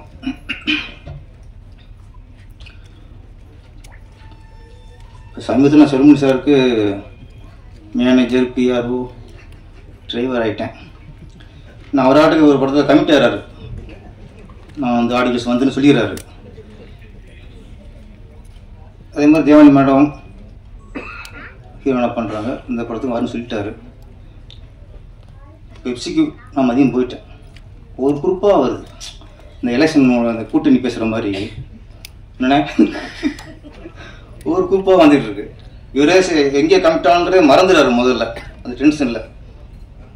அப்போ கூட இருந்து சரி தேவன் மேடம் ஸ்பெஷலாக சொல்லியிருக்காங்க அப்படி மீட்டிங்கை முடிச்சுட்டு அவர் கூடவே அவர் வீட்டுக்கு போய் அங்கேருந்து நேராக கூட்டிகிட்டு இங்கேருந்து விட்டாச்சு. மேடம் ஆமாம் வந்து நான் வந்து இந்த படத்தில் பியூரோ பேர் போடும் கொஞ்சம் அண்ணன் சீமான் அவர்கள் கொஞ்ச காலம் அவரை கருப்பு சட்டிலே பார்த்தேன். கொஞ்சம் வருத்தமாச்சு, என்னடா அண்ணன் கருப்பு சட்டியே போட்டுருக்காரு அப்படின்ட்டு. கொஞ்சம் வெள்ளைக்கு மாறி இருக்காரு, வெள்ளையில மாறி இருக்காரு. கருப்பு சட்டியில் பார்த்த விட வெள்ளை சட்டியில் அண்ணன் அழகா இருக்கீங்கண்ணே, இப்போ கலையா இருக்கீங்கண்ணே. நீங்கள் கருப்பு சட்டியை தவிர நீங்கள் வெள்ளையை போடுங்க, மஞ்சளை போடுங்க, பச்சையை போடுங்க, சிவப்பு போடுங்க, கருப்பு மட்டும் போட்டுறாரு. ஏன்னா அது உங்களுக்கு செட் ஆகலை. நீங்க பிங்க் கலர் போடுங்க, காய் போடணும்னா பிங்க் கலர் போடுங்க. இல்லை தேசிய கொடியில் மேலே ஒரு பச்சை வெள்ளை ஒரு கலர் இருக்குல்ல அதை போட்டுருங்க. ஆமாம் இந்த கருப்பை மட்டும் ஏன்னா கொஞ்சம் டல் அடிக்குது உங்களுக்கு. இப்போ ஃப்ரெஷ்ஷாக இருக்கீங்கண்ணா, ரொம்ப ஃப்ரெஷ்ஷாக இருக்கீங்க. அப்புறம் அதிகமாகலாம் சொன்னார், ஆனால் நிறைய பணிகள் இருக்கும், டென்ஷனாக இருப்பார். இன்னைக்கு அரசியல்வாதிலேயே ரொம்ப கூலாக இருக்கிறது அண்ணன் தான். அரசியல் தலைவரிலேயே ரொம்ப ஃப்ரெஷ்ஷாக அவராக ஜாலியாக இருப்பார். ஏன்னா இந்த தேர்தல் ஒரு நேரத்தில் இந்த கூட்டணி தேவைப்படுதுல, அவங்க டென்ஷன் ஆவாங்க. அவரை பிடிக்குமா இவரை பிடிக்குமா, இந்த கட்சியால் பிடிச்சா இந்த ஓட்டு வந்துடும், ஓட்டு கணக்கெல்லாம் போட்டு மண்டை பிச்சு அவ்வளவு நடக்கும், டென்ஷன் இருக்கும். தமிழ்நாட்டிலேயே அந்த டென்ஷன் எதுவுமே இல்லாத ஒரே ஆள் அண்ணன் சீமான் தான். ஏன்னா அவர் கூட்டுறதுக்கு கவலையே போகிறதில்ல. நீ கூப்பிட்டாலும் நான் வர மாட்டேன், நானும் யாரையும் கூப்பிட மாட்டேன், எனக்குன்னு டென்ஷன். அதனால அண்ணன் டென்ஷனாக இருப்பார், இருப்பாருலாம் இங்கே பில்டப் பண்ணாதீங்கண்ணா அதிகமான அண்ணன் ரிலாக்ஸாக இருக்கிறீங்க. அவருக்கு ரிலாக்ஸ் ஆகிற ஒரே இடம் நம்ம சினிமா ஃபங்க்ஷன் தான். ஏற்கனவே நம்ம தங்கர் பச்சன் ஆடியன்ஸ்க்கு வந்தீங்க, வீடியோ பார்த்தேன். ரொம்ப நாளைக்கு அப்புறம் அந்த கத்தல வீரம் உணர்ச்சி அதெல்லாம் இல்லாமல் என்ன ஜாலி. இளையராஜா சார் பாட்டு பாடி பாடி பாடி அது கேட்கும்போது நம்மளுக்கு ரிலீஃபாக இருக்குது. அப்போ அவருக்கு எவ்வளோ ரிலீஃபாக வந்திருக்கான். அதனால் நீங்கள் அடிக்கடி வாங்க, இங்கே வந்தால் தான் உங்களுக்கு ஒரு புத்துணர்ச்சி கிடைக்கும், ஒரு எனர்ஜி ஏற்றிக்குங்க. இங்கே என்ன தான் நீங்கள் அரசியல் பண்ண விட சினிமா தான் உங்களுடைய தாய் வீடு. இந்த மாதிரி அண்ணன் அது மறக்காம வந்துக்கிட்டு இருக்காரு. அப்புறம் தேவயானி மேடம் அவங்க சொல்லணும்னா இப்போ நடிகையிலே அவங்க தான் ஒரு சகலகலா வள்ளி.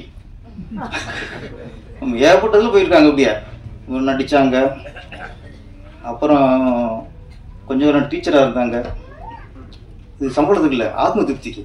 நம்ம பசங்களுக்கு வந்து நம்ம கல்வி கற்றுக் கொடுக்கணும், அது ஒரு திருப்தி. அங்கே இருந்தாங்க, ப்ரொடியூஸ் பண்ணாங்க. இதெல்லாம் பரவாயில்ல. இயக்க சங்கத்தில் உறுப்பினர் ஆகாமல் டேரக்ட் பண்ணிட்டாங்க. நானும் சரி படம் பண்ணிட்டாங்க. நானும் தொடர்ந்து சொல்லிட்டே இருக்கேன், சீக்கிரம் நீங்கள் உறுப்பினர் ஆயிடணும். ஏன்னா இங்கே இயக்க சங்கத்தில் பெண் உறுப்பினர் கம்மியாக இருக்காங்க. ஆமாம், அதனால் நீங்கள் வந்துருங்க. அவங்க பாருங்க, கைக்குட்டை இராணின்னு ஒரு படம் பண்ணாங்க, குறும்படம். டக்குன்னு பண்ணிடல, அதையும் முறையாக பண்ணணும்னு டேரக்ஷன் கோர்ஸ் படிச்சுட்டு பண்ணுறாங்க. இதில் கொஞ்சம் யோசிக்கணும். ஏன்னா இப்போலாம் 10 படம் நடித்தாலே டேரக்ஷன் கற்றுக்கலாம். இப்போ நடிகர்லாம் 4 படம் பண்ணிட்டு டேரக்ஷன் பண்ண ஆரம்பிச்சிடுவாங்க. இங்கே 50 எத்தனை படம் மேடம்? 50 படமா நடிச்சது இது வரைக்கும்? ராஜகுமார் சார் கணக்கு சொல்லுங்க சார்.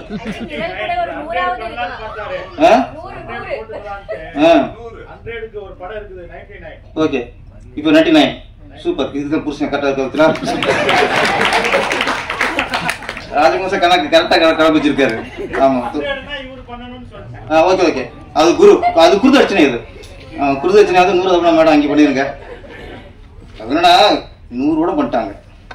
இதுவே டேரக்ஷன் பண்ணுறதுக்கான அனுபவம் வந்திருக்கும், பண்ணல. வீட்லேயே ஒரு டேரக்டர் இருக்கார், அவர்கிட்ட டேரக்ஷன் எப்படின்னு கேட்டு தெரிஞ்சிருக்கலாம். அங்கே உஷாராயிட்டாங்க, வேணாம் உஷாராயிட்டாங்க. நம்ம முறையாக டேரக்ஷன் கோர்ஸ் படித்து கரெக்டான படம் பண்ணுவோம் அப்படி பிரசாத் லேப்லேயே டேரக்ஷன் கோர்ஸ் படித்து சர்டிஃபிகேட் வாங்கி, சர்டிஃபிகேட் வாங்குறப்போ அந்த கண்பில் வச்சு நானும் பார்த்தேன். நம்ம சில கொடுப்பு நம்மளுக்கு இருக்குங்களே, வீட்டுக்கு கூட பார்க்கல. ராஜகுமார் சார் நாங்கள் இருந்தோம் இங்கே, என்ன ரசிகர் நாங்கள். அதனால் அவங்க டேரக்டர் ஆகியிருக்காங்க. அண்ணா மறைக்காதீங்கண்ணே, நான் வரும்போது பிரச்சனையே வரும். இங்கே பார்த்தோம் இப்போ பாரு, நமக்கு ஒரு ராசி அது. அப்போதான் குறுக்கு போவாங்க, கை மேலே தூக்குவாங்க. இந்த யாரும் சொன்னாங்க, நிறைய ஆட்டி கொஞ்சம் போவோம், நடிக்கிற கதாநாயகில வரமாட்டாங்க,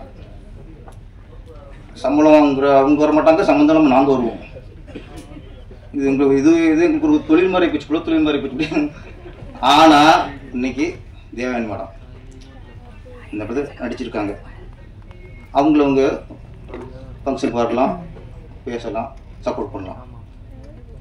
ஆனால் இதில் பாதி விஐபிகளுக்கு அவங்க நேரடியாக ஃபோன் பண்ணி அவங்க வரவழைச்சிருக்காங்க. காலையில் முதல் போனேன், அவங்க போனது எனக்கு, சார் மறந்துடாதீங்க சார், ஓகே செல்வன் சார் வராரு, அவங்க வராங்க, ஓகே அங்கே நான் வாக்கு கொடுத்துறேன் சார், நான் கூட்டு வந்துடுறேன்ட்டு. அதான் பெப்சி வந்தது. அதனால் ஒரு ஆர்டிஸ்டாக அதோட ஒதுங்கிறாம அவங்களுக்கு இன்வால்வ்மெண்ட்டு, இந்த இன்வால்வ்மெண்ட் இருந்தாலே இந்த 100 மேடம் நீங்கள் 200 தாண்டிடுவீங்க. தொழில் இன்வால்வ்மெண்ட் இருந்தாலும் எல்லாம் கண்டிப்பாக சாதிக்கலாம், அது வேணும். அப்புறம் இந்த படம் நிழற்குடை, இது ஒரு சாதாரண திரைப்படம் அப்படின்னு கடந்து போக முடியாது. ஏன்னா இந்த காலகட்டத்துக்கு ரொம்ப அவசியமான படம், மிக தேவையான படம். பேரண்ட்ஸுக்கு குழந்தைய வளர்த்துவது வேற, குழந்தை வளர்ப்பு வேற. பணக்கார இருப்பாங்க, குடிசையில் இருப்பாங்க, அவங்க ஈஸியாக குழந்தைய வளர்த்துக்குவாங்க, படிக்க வைப்பாங்க, லட்சக்கணக்கில் ஸ்கூலில் ஃபீஸ் கட்டி படிக்க வைப்பாங்க, தனியாக பிஸ்னஸ் பண்ணி கொடுப்பாங்க, இல்லை பெரிய வேலைக்கு பெரிய அமௌண்ட்டை லஞ்சமாக கொடுத்து வேலை வாங்கி கொடுப்பாங்க. இதெல்லாம் குழந்தைய வளர்த்து விடுறது, வளர்ப்புங்கிறது என்ன அது இருக்கா இன்னைக்கு? வளர்ப்பு இல்லை இன்னைக்கு. அதை சொல்றதான் நிழற்குடை. குழந்தைய பெற்ற மட்டும் பத்தாது, வளர்க்கணும், நம்மளை சார்ந்துக்கணும் குழந்தை. அதை விளையாடி அது மலரை ரசிக்கிற நேரத்தில் எங்கே இருக்குது? அது பிளே ஸ்கூலில் இருக்கு. பிளே ஸ்கூலில் விட்ட முடியும், காலைல விட்டு மதியம் தான் வருது. எங்கே பேரண்ட்ஸ் இருக்கு? அதுக்கு ரொம்ப ஸ்கூல் போயிட்டா படிப்பு காலைல போடுறது, சாயந்தரம் தான் வர்றது, இப்போ நைட்டு வர நிறைய ஹோம்ஒர்க், இப்போ நிறைய பாரம், கல்வி பாரம். குழந்தைகிட்ட பேரண்ட்ஸ் ஸ்பெண்ட் பண்ணுறதுக்கு டைம் இல்லை. இப்போ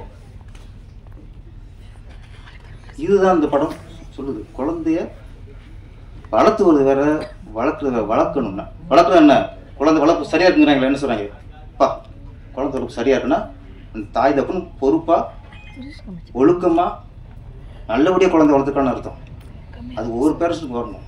இது ஒரு ஷார்ட்டு, அந்த குழந்தை குளிக்க வைப்பாங்க, குளிக்க வச்சு துண்டை கட்ட போக அது அவசரப்பட்டு அந்த குழந்தை பெண் குழந்தை அந்த ஜட்டியை கலட்ட போகும். நோ அப்படின்னு துண்டை கட்டுவாங்க. அதான் வளர்ப்பு. டக்குன்னு ஜட்டி குழந்தை கட்டக்கூடாது. அப்போ பதவி நம்ம துண்டை கட்டுவாங்க. இது ஒவ்வொரு விஷயங்கள், சின்ன சின்ன விஷயங்கள்லாம் நம்ம பேரண்ட்ஸ் குழந்தை நல்ல விஷயம் சொல்லிக் கொடுக்கணும். அது இன்னைக்கு இல்லை. சேர்த்துட்டா போதும், ஸ்கூலில் சேர்த்துட்டா போதும், பிளே ஸ்கூலில் சேர்த்துட்டா போதும், ஸ்கூலுக்கு ஃபீஸ் கட்டினா போதும், வெளிநாட்டு படிக்க அனுப்பி வச்சுட்டா போதும். அரவணைங்க, அன்பை காட்டணும். இந்த நல்ல விஷயத்தை இன்னைக்கு அது இல்லைங்கிறத இன்னைக்கு இல்லை, அது சுத்தமாக நிறைய இடத்த காணாம போச்சு. இது நம்ம வளர்ப்புங்கிறது நமக்கு இல்லை, அதோட லைஃபுக்கு, அதோட வாழ்க்கைக்கு. நீங்கள் ஒழுங்காக இருந்தால் தான் நாளைக்கு வாழ்க்கை நல்லா இருக்கும். ஏன்னா எதுவும் அது பேச தெரியாது, இது தப்புலாம் தெரியாது, எந்த ஒரு குற்றம்லாம் பேச தெரியாது. அப்படி வளர்த்துருக்காங்க. அதை சொல்லதான் இந்த நிழற்குடை நல்ல படம். இது மக்களுக்கு வேண்டிய படம், இது இப்போ தேவையான படம். இந்த படத்துக்கு மக்கள் ஃபுல்லாக சப்போர்ட் பண்ணணும். சின்ன சின்ன படங்கள்லாம் நல்ல கதையும் சில படங்கள் ஓடுது. அதுக்கு உண்மையிலே இன்னைக்குள்ள மீடியாக்கெல்லாம் நல்லா சப்போர்ட் பண்ணுறாங்க. உங்கள் சப்போர்ட்டில் நிறைய படங்கள் வெற்றி அடைஞ்சிருக்கு.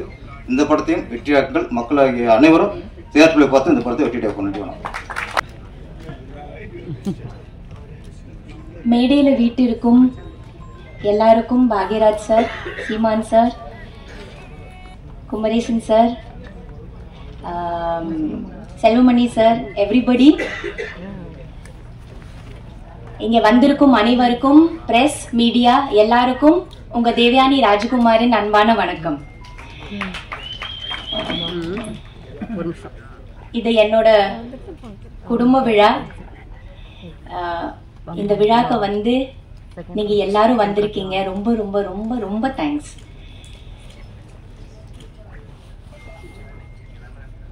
இந்த மேடை வந்து ஃபர்ஸ்ட் நான் வந்து 30 இயர்ஸ்க்கு முன்னாடி 1995ல எனக்கு அறிமுகம் பண்ண அதியமான் சருக்கு நன்றி சொல்லலாம்னு நினைக்கிறேன். வாங்க சார், இங்க சார் வாங்க.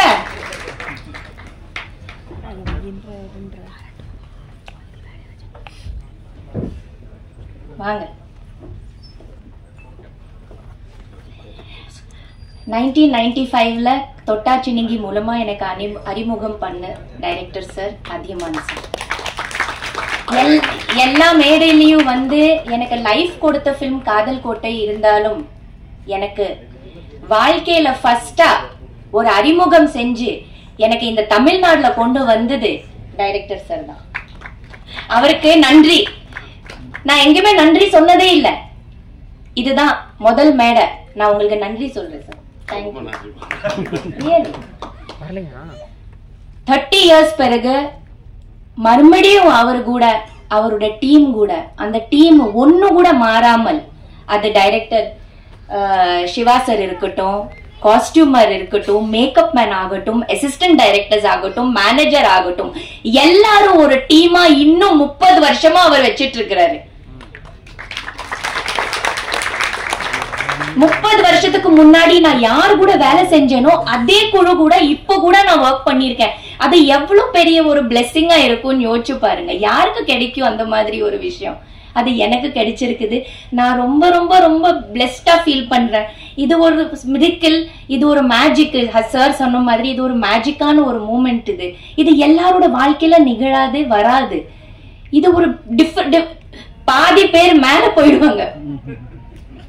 நம்ம ஒர்க் பண்றவங்க இருக்க மாட்டாங்க.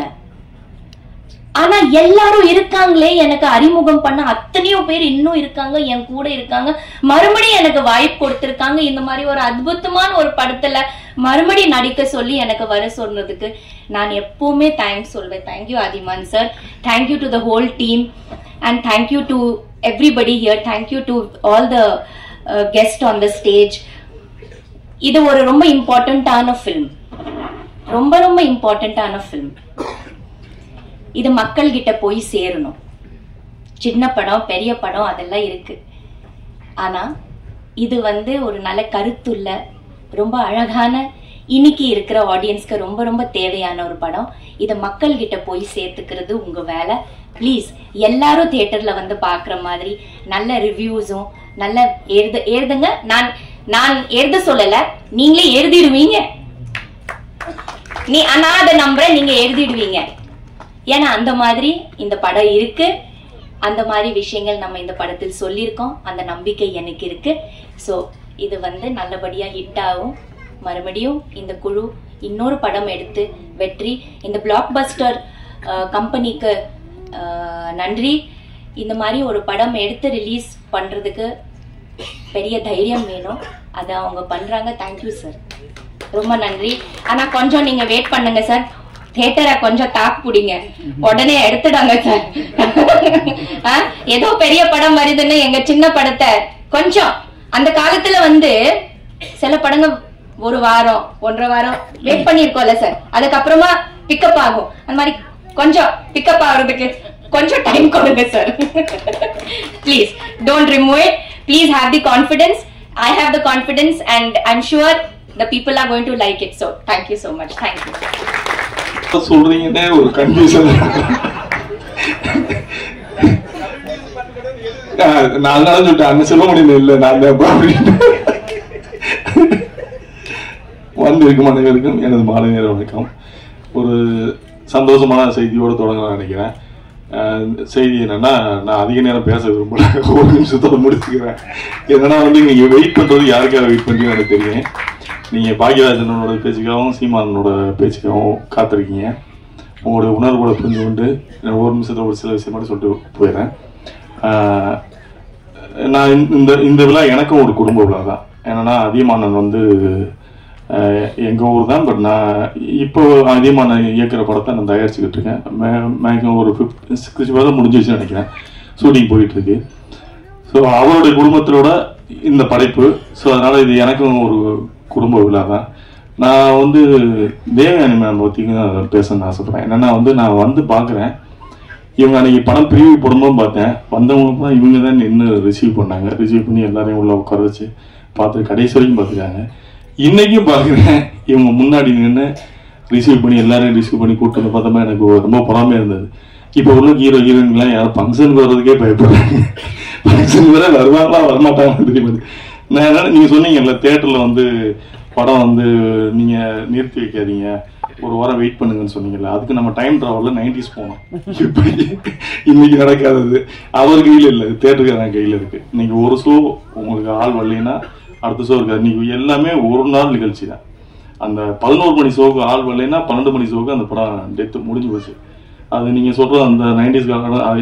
இப்போ நினச்சோம்னா நமக்கு 90s 80s படம் பண்ணவங்க காலத்தோட நம்ம போய் படம் பண்ணிடலாமல் இருந்தோம். ஏன்னா அப்படி இருந்ததுனால தான் நிறைய இயக்குநர்கள் வந்தாங்க. வராது. பட் இன்னைக்கு உள்ள பிசினஸ் மாடல் அப்படி. அதுதான் சொல்றேன். இது வந்து இப்ப நம்ம தேட்டருக்காரங்கள்ட்ட கேட்க வேண்டியது. அவங்கள்ட்ட கேட்டா அவங்க என்ன சொல்லுவாங்கன்னா, எனக்கு வந்து கவுண்டர்ல பாப்கார்ன் வைக்கல, டீ வைக்கல, பண்ணு வைக்கலன்னு சொல்லுவாங்க. கூட்டம் இல்லை, நான் என்ன பண்ண அப்படின்னு சொல்லுவாங்க. ஏன்னா டிக்கெட் விலையை விட நீங்க வந்து அதிகமா அவங்களுக்கு மார்ஜின் வர்றது அந்த கேண்டீன்ல தான்.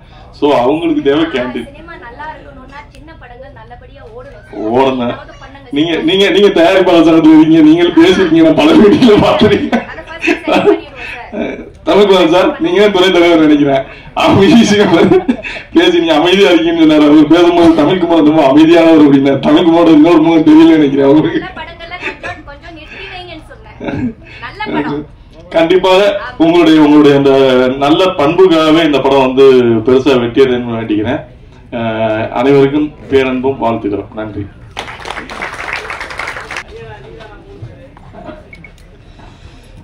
அனைவருக்கும் வணக்கம். தொகுப்பாளர் வந்து பேச ஆரம்பிக்கும் போது ஒரு குவிஸ் மாதிரி என்ன இருக்குமா, அவங்களுக்குமா எல்லாருக்கும் ஒரு டவுட் இருக்கு. ஆனா என்ன அழைக்கும் போது நான் எப்படி வெளிப்படையா இருக்கணும், அது மாதிரி என்ன அழைக்கும் போது என்னதான் கூப்பிடுறாங்கன்னு எல்லாரும் தெரிஞ்சிடுச்சு. அந்த வகையில ரொம்ப நன்றி. உண்மையாவே இந்த மேடையில் இருக்கிற அனைவருக்கும் மாலை வணக்கம், இரவு வணக்கம். படம் ஆரம்பிக்கும் போது நான் படத்தை நான் பார்க்கவே இல்லை, இதை பத்தி எனக்கு ஒண்ணுமே தெரியாது. தேவானி ஃபோன் பண்ணாங்க, வந்து படம் பார்க்க கூப்பிட்றாங்க, வந்து வேறர் சேனை இருந்து கூப்பிட்டு வந்தாரு. நான் அப்புறம் சொன்னேன், வேற யாரோ இப்போ ராஜா வேற கூப்பிட்டாருங்க. இல்லை சார், அதுவும் வந்து எல்லாம் ஒன்று தான் அப்படின்னாரு. ராஜாவாக தான் எனக்கு தெரியும், இங்கே வந்து தான் சிவா ஆர்வகம்னு வேற பேரில் படம் வந்தது. உண்மையாகவே இந்த படம் சாங் பார்க்க ஆரம்பிக்கும் போது ஒரு ப்ளசண்ட்டாக இருந்தது. ஒரே இறைச்சலமாக இதுமாக இருந்த படத்தில் பார்க்க ஆரம்பித்த ஒரு 1வது நிமிஷத்துலேயே அதுக்குள்ள வந்து ஆடியன்ஸை உள்ள எடுக்கிற மாதிரியான ஒரு ஷார்ட்ஸ் அழகா இருந்தது. உண்மையாக ஃபர்ஸ்ட் வாழ்த்து யாருக்கு சொல்லணும், கேமராமேனுக்கு தான் அந்த ஃபர்ஸ்ட் வாழ்த்து சொல்லணும். அவர் பியூட்டிஃபுல்லாக பண்ணீங்க, ரொம்ப பியூட்டிஃபுல்லாக ப்ளசண்ட்டாக கண்ணுக்கு இனிமையாக இருந்தது. அப்புறம் அந்த இசை மெலோடியாக ஒரு சாங்கு, இது மெலோடி மாதிரி இருக்கு அப்படின்னா அந்த ட்ரெய்லர் பார்க்கும்போது பியூட்டிஃபுல்லாக வந்து அந்த ரீ ரெக்கார்டிங் வந்து இப்போ வந்த மியூசிக் டைரக்டரில் மிகச்சிறந்த ரீ ரெக்கார்டிங் கொடுத்துருக்காரு வந்து நரேன். ரொம்ப சூப்பர் அழகாக பண்ணியிருக்காங்க. அப்புறம் நடித்த எல்லாருமே படத்தில் நடித்த ஹீரோ விஜய் அஜித் ரெண்டுத்தையும் சேர்த்து விஜய்த்து வச்சிருக்காரு நினைக்கிறேன். எனக்கு ஆனால் அவர் பார்க்கும்போது கார்த்திகை பார்த்த மாதிரி இருந்தது. ஒரு ப்ளசண்ட்டான ஒரு ஸ்மைல். நீங்கள் நிச்சயமாக வந்து தமிழ் சினிமாவுக்கு நீங்கள் ஒரு நல்ல ஹீரோ வருவீங்க.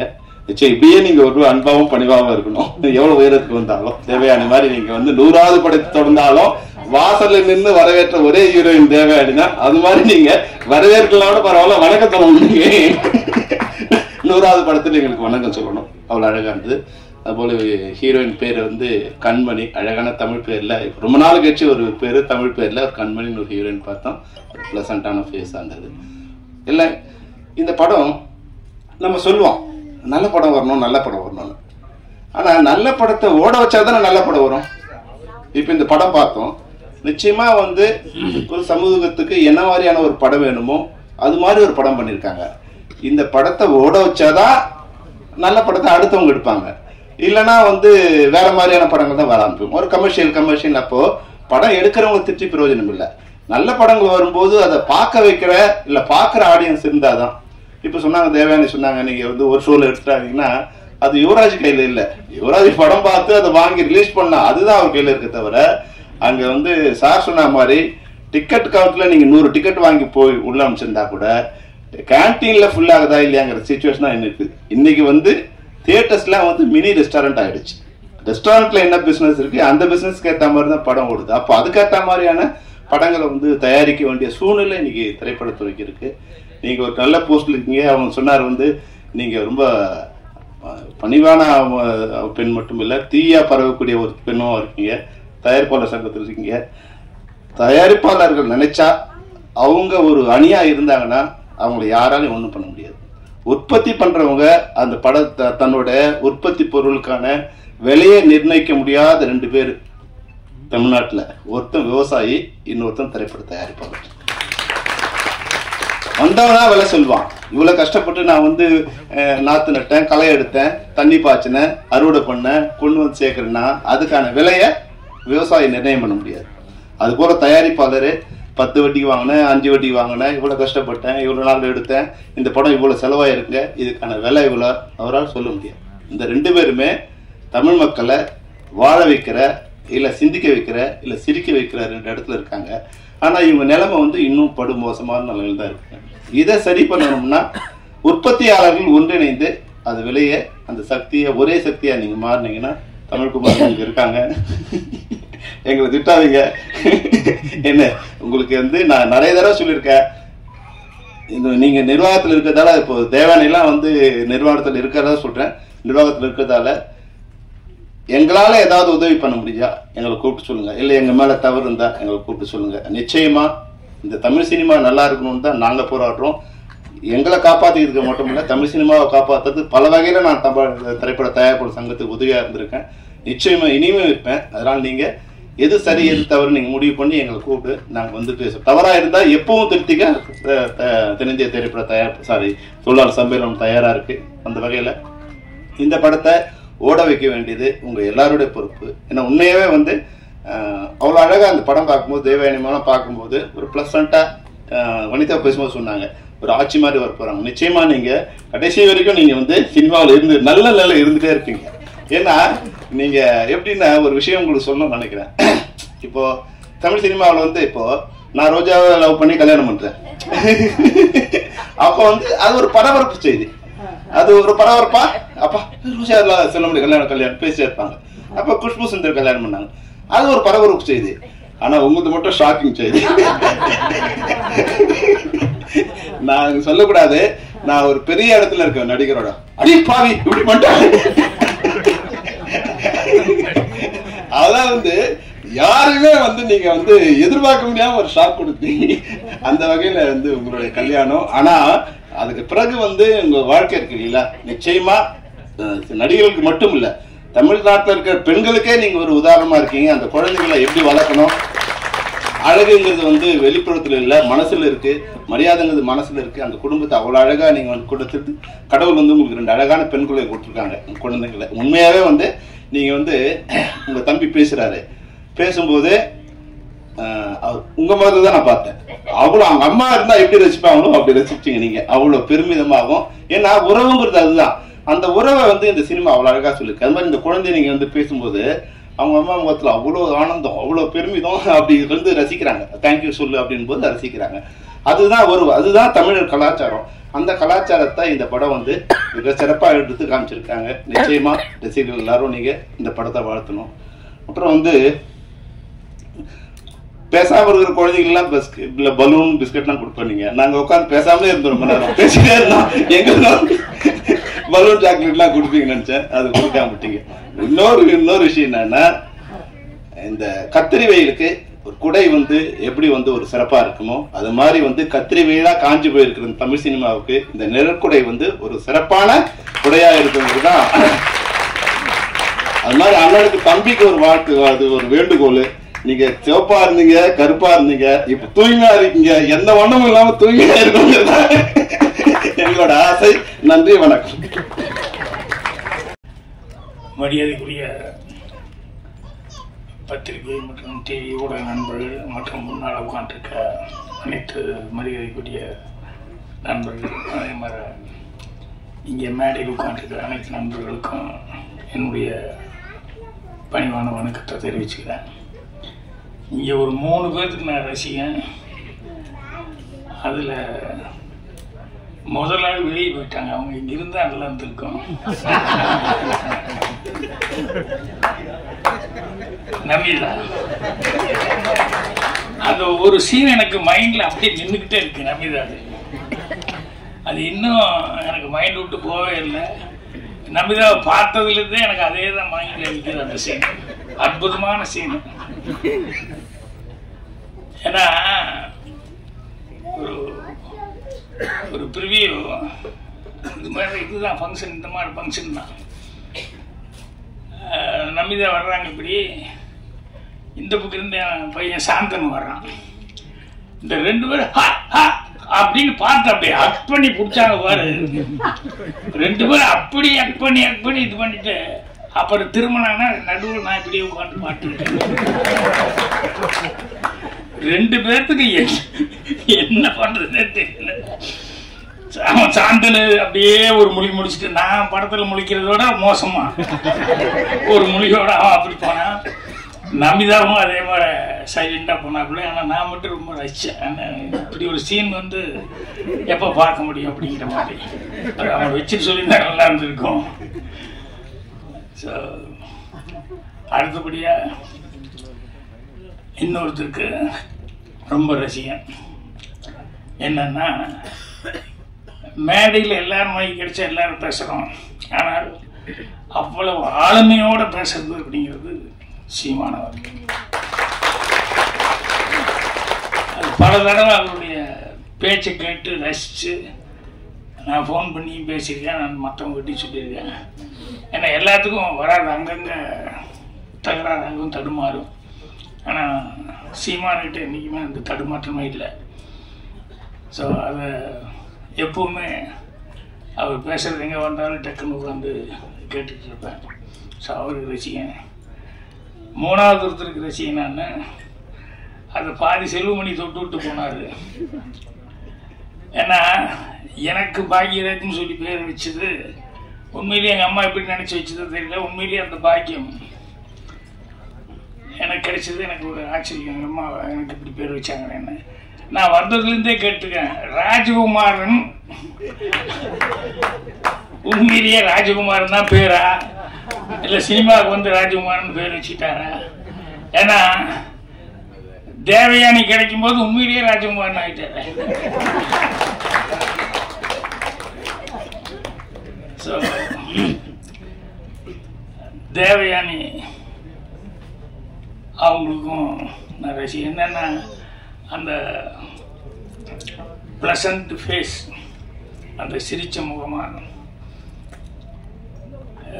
அன்பு வடியுது அப்படின்னு சொல்லுவாங்கல்ல. இந்த கேரக்டர்லாம் சொன்னாங்க, இந்த படத்தில் கேரக்டர் என்ன அப்படின்னு சொல்லிட்டு.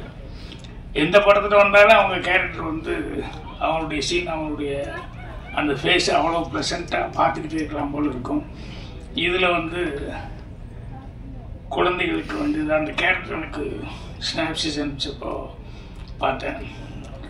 ஸோ அது அந்த அளவுக்கு அவங்கக்கிட்ட வந்து அந்த அவங்க தம்பி பேசும்போது சொன்னாப்பிலையே, அம்மாவை நான் பார்க்கல, ஆனால் எனக்கு அம்மாவை விட இவங்க தான் எனக்கு மைண்டில் வருது அப்படின்னு சொல்லிட்டு அதை தான் அவரும் செல்வமணி நான் கவனிச்சுட்டே இருந்தேன், அவ்வளோ ரசித்தாங்க அப்படின்னு சொல்லிட்டு.